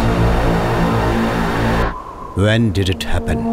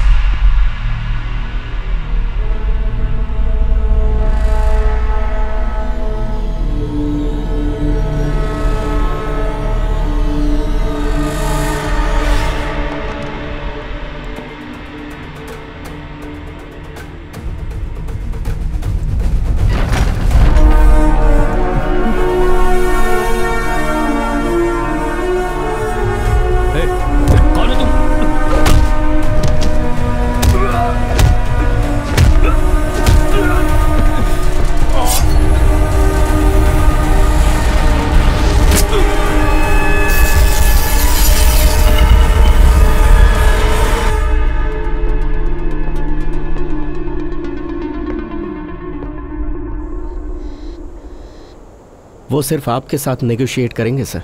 आपको अकेले जाना होगा, बिना हथियार के।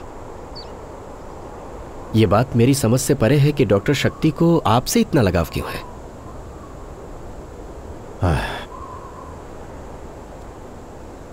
हर बात के पीछे एक वजह होती है Srini.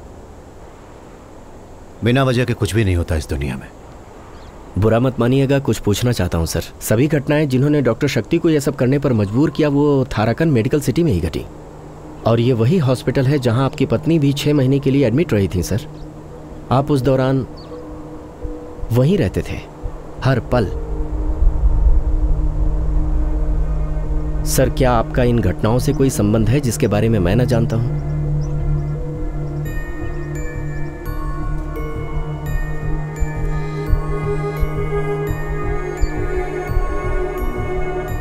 Nothing is white, nothing is black. Everything is grey.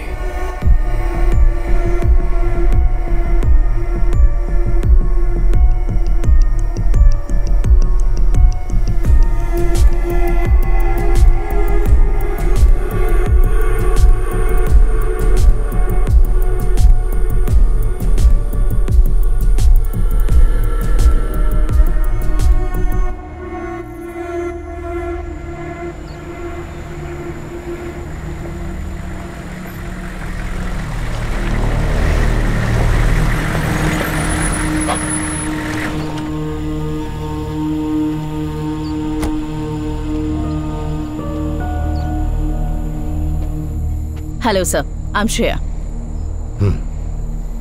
Sir, आपको डॉक्टर शक्ति से मिलने से पहले एक शर्त माननी होगी। आपको बेहोश किया जाएगा। आप 1 घंटे के लिए नींद में होंगे। अगर आपको ये शर्त मंजूर है तो आप चल सकते हैं, नहीं तो मैं वापस जा रही हूं और आप डीजीपी को भूल जाइए। ओके,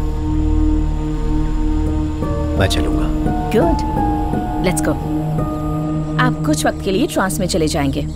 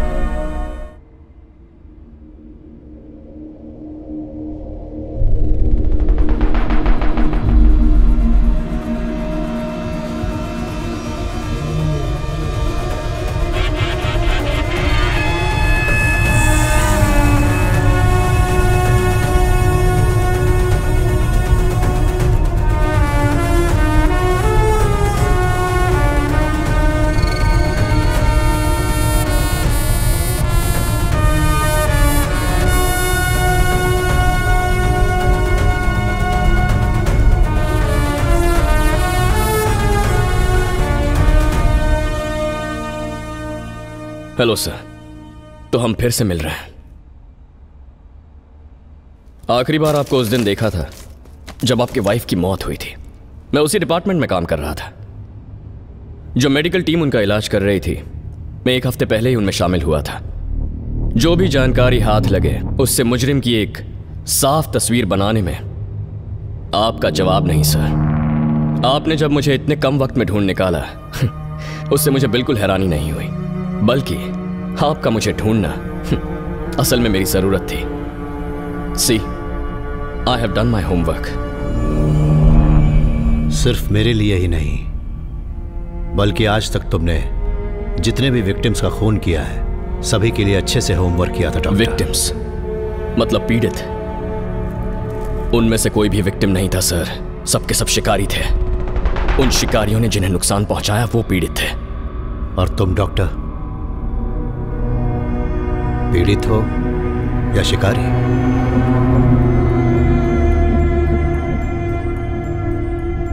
मैं दोनों ही हूं। हम सभी में दोनों बसे होते हैं, एक ही पल में पीड़ित, दूसरे में शिकारी। मैं एक बार डीजी को देखना चाहता हूं। घबराइए मत, वो सुरक्षित है, पर ज्यादा देर नहीं रहेंगे। आप पूरी पुलिस फोर्स में सबसे सही इंसान थे नौकरी छोड़ने तक। एक तरह से आप कानून का प्रतीक हैं। तो आज आपको साक्षी मानकर मैं उस स्टेट पुलिस चीफ को सजा दूंगा, उसने किए हुए घिनौने जुर्म के लिए। घूर क्यों रहे हैं सर? यह इंसाफ देने का मेरा तरीका है।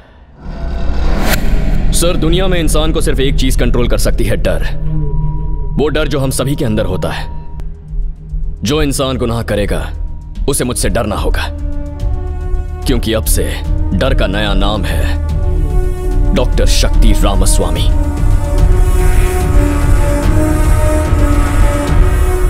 जिंदगी का हर सुख छोड़कर इस विश्वास के साथ कि तुम जो कुछ भी कर रहे हो समाज की भलाई के लिए कर रहे हो। डॉक्टर श्रेया तुम्हारे इस जुर्म में तुम्हारे साथ खड़ी हुई है। वो तुम्हारे साथ प्यार की वजह से या इसी डर की वजह से? डर से भयानक चीज इस दुनिया में कुछ भी नहीं होती। सही है ना डॉक्टर? अपनी मर्यादा में रहकर मुझसे बात कीजिए मिस्टर मैथ्यू। तुम इंसानी मर्यादा बहुत पहले पार कर चुके हो, तो अब तुम मुझे क्या पढ़ाओगे मर्यादा का पाठ? हाँ सर, पार कर चुका हूं मैं। हम बचपन से सुनते आए हैं कोर्ट की सजा, सरकार का फैसला, ये सब सही होते हैं, लेकिन असल में ये सिस्टम नहीं है जो फैसला करता है। ये काम तो ताकतवर लोग करते हैं। अगर कोर्ट की बात करें तो 2-3 जज, सरकार की बात करें तो मुख्यमंत्री, धर्म की बात करें तो पंडित। इन सब लोगों का फैसला पत्थर की लकीर बन जाता है और वही कानून होता है। इसीलिए जो भी मुझे सही लगा मैंने वही किया। जिन शब्दों का प्रयोग अभी तुमने किया है, दुनिया के सबसे बड़े डिक्टेटर ऐसे ही शब्दों का प्रयोग करते थे, और मुझे नहीं लगता तुम्हें बताने की जरूरत है कि उनका क्या हश्र हुआ था। कम ऑन सर, हमें भी अभी एक डिक्टेटर की जरूरत है। हमारे देश को जरूरत है कोई मेरे जैसा। गलत लोगों की अंधभक्ति करने से ज्यादा बड़ी बेवकूफी दुनिया में और कुछ नहीं हो सकती, और इसे लगता है ये कानून से बड़ा है। और मुझे बहुत दुख से ये कहना होगा कि ये एक पागल है। मैं पागल हूं? मैं पागल हूं? श्रेया, तुमने सुना इन्होंने क्या कहा? इन्हें लगता है कि मैं पागल हूं। जो लोग पैसे और ताकत का इस्तेमाल करके कानून के हाथों से बच निकलते हैं, तुम उन लोगों को सजा देना चाहते हो? तो फिर तुमने उन 3 बेकसूर पुलिस वालों को क्यों मारा जो डीजी के सिक्योरिटी गार्ड थे? ओह हाँ, वो लोग, वो मैं रोक नहीं पाया। एक अच्छे काम के लिए एक छोटा सा बलिदान। और उन परिवारों का क्या जिन्हें तुमने अनाथ कर दिया? उन्हें न्याय कौन दिलाएगा? तुम्हारा न्याय सीमित है डॉक्टर,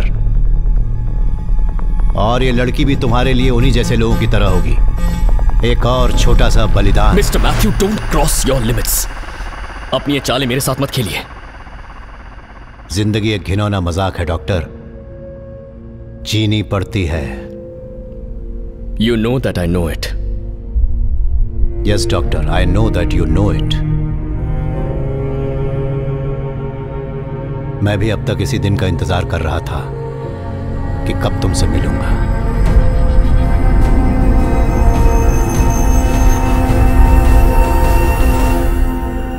पर तुम ऊपर वाले से प्रार्थना करो कि वो इसे इस दर्द से मुक्त कर दे। अब और नहीं, मुझसे ये दर्द सहन नहीं होता।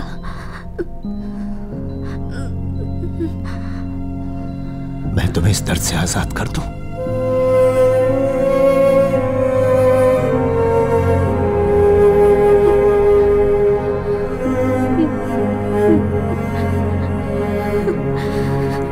जिंदगी में मैंने कभी भी किसी से इतना प्यार नहीं किया।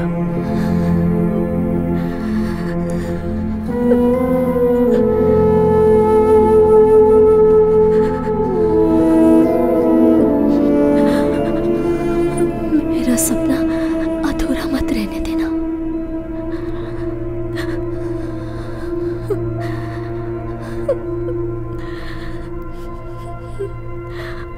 वादा करो कि वो स्कूल बनवाओगे।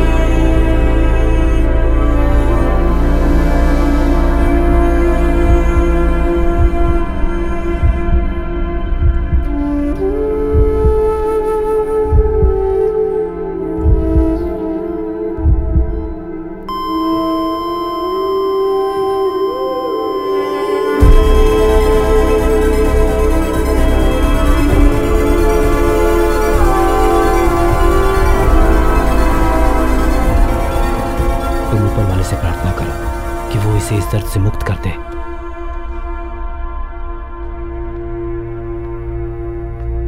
आपकी पत्नी की मौत के बाद मुझे एहसास हुआ कि आपका फैसला सही था। अगर सोचा जाए तो आपने भी वही किया जो इंसाफ था। आप बिल्कुल मेरे जैसे हैं, इसीलिए मैंने सारे सबूत मिटा दिए।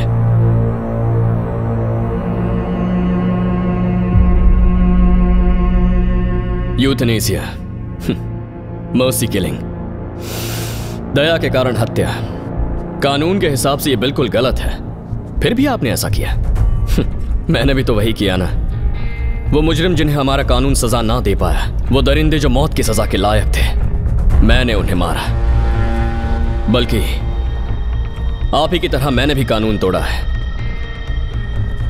अब बताइए मुझे, हम में से विलन कौन है? आप हैं या फिर मैं? तुम गलत हो डॉक्टर,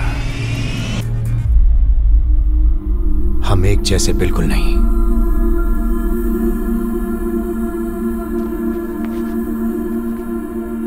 बिना कुछ महसूस किए, बिना एक भी मिनट पलक झपकाए मेरी पत्नी वहां जिंदा लाश बनकर पड़ी थी। और थोड़े वक्त के लिए जब भी उसे होश आता, तुम भी जानते हो कि वो किस दर्द से गुजर रही थी। उस दर्द में भी वो मुझसे पूछती रहती कि हमारी बेटी कैसी है। उसे मालूम था कि वो उसे फिर कभी नहीं देख पाएगी, फिर भी वो पूछती ही रहती। और जब मैंने पूछा कि क्या मैं तुम्हें इस दर्द से आजाद कर दूं, वो मेरी तरफ देखकर मुस्कुराने लगी। उसकी आंखें बंद हो रही थी, सांस भी नहीं चल रही थी। मैं वहां खड़ा देखता रहा और तब मुझे एहसास हुआ कि दरअसल प्यार की आखिरी मंजिल मौत होती है। I killed her out of love. You kill people out of hate. हम दोनों एक दूसरे से बिल्कुल अलग हैं डॉक्टर। बस बहुत हुआ मिस्टर मैथ्यू मंजूरन। मैं आपको यहां जिस लिए लेकर आया हूं वो होकर रहेगा। अब बैठ जाइए। श्रेया, नजर रखो।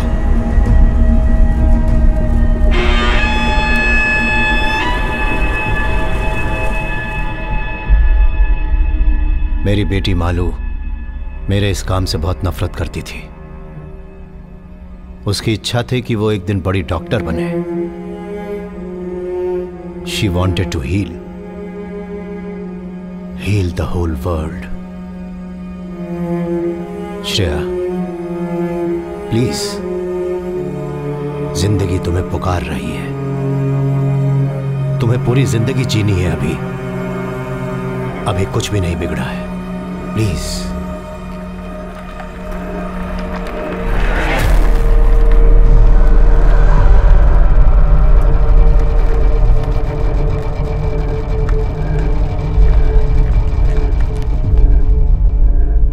इस आदमी का काम था आम लोगों की जान की रक्षा करना, उनके अधिकारों की रक्षा करना, पर इसने ऐसा नहीं किया।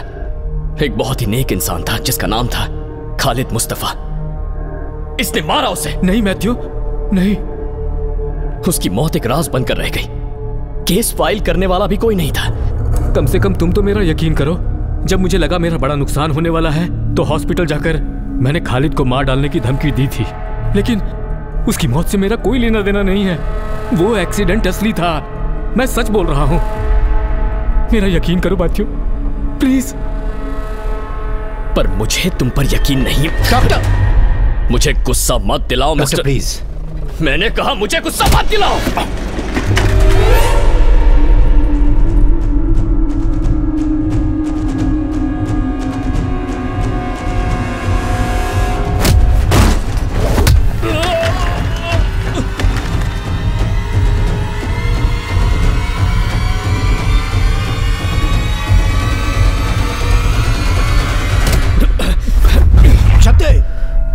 यह आदमी बेकसूर है। He is innocent. बेकसूर है?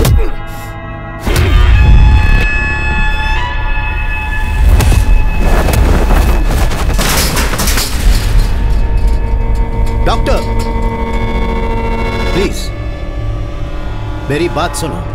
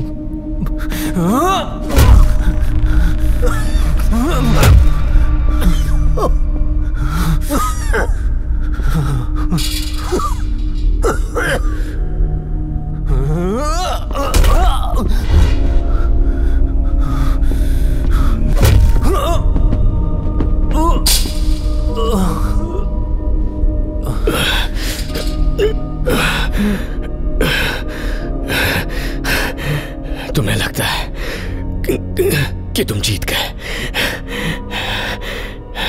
नहीं।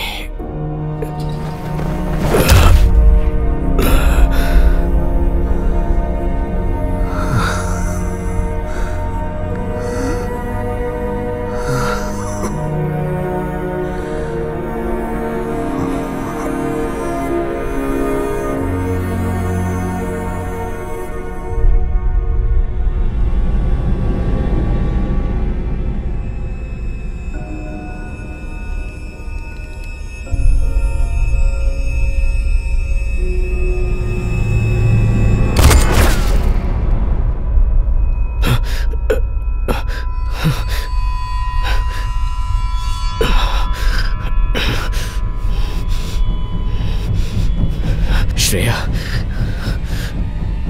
तुम भी। अब मैं तुम दोनों को नहीं छोड़ूंगा।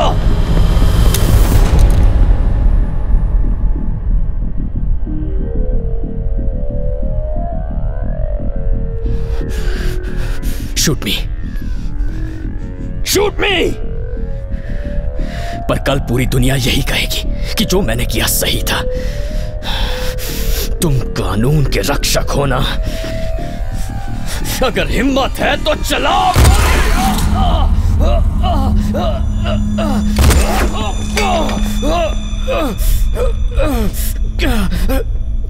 कैसे इंसान हैं आप सर?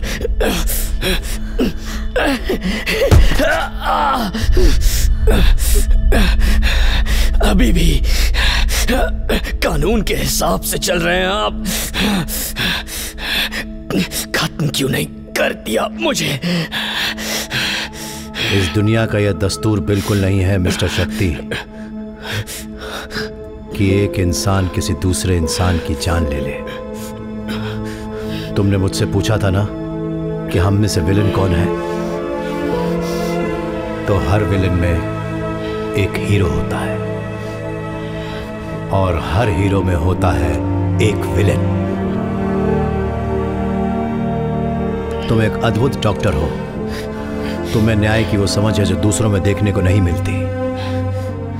अगर तुम अपना दिमागी संतुलन ठीक कर लो तो बहुत आगे जाओगे।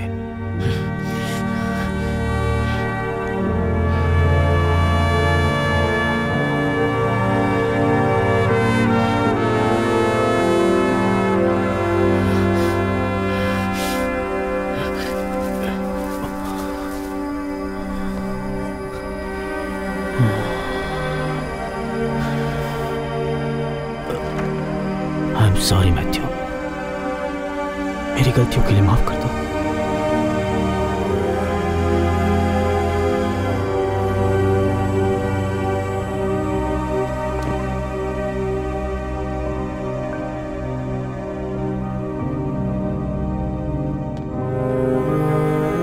सर,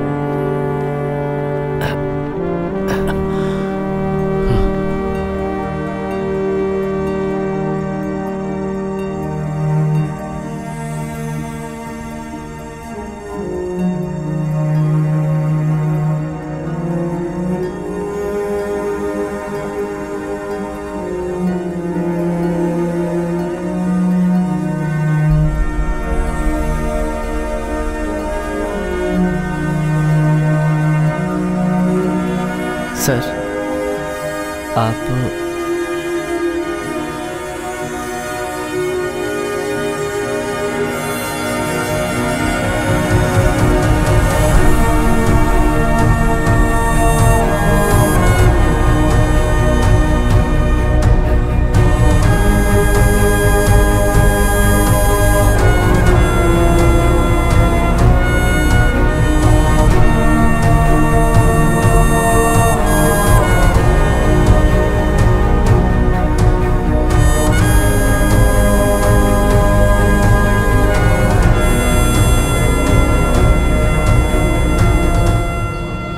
अब आज से शुरू होती है मेरे सपनों की एक नई यात्रा।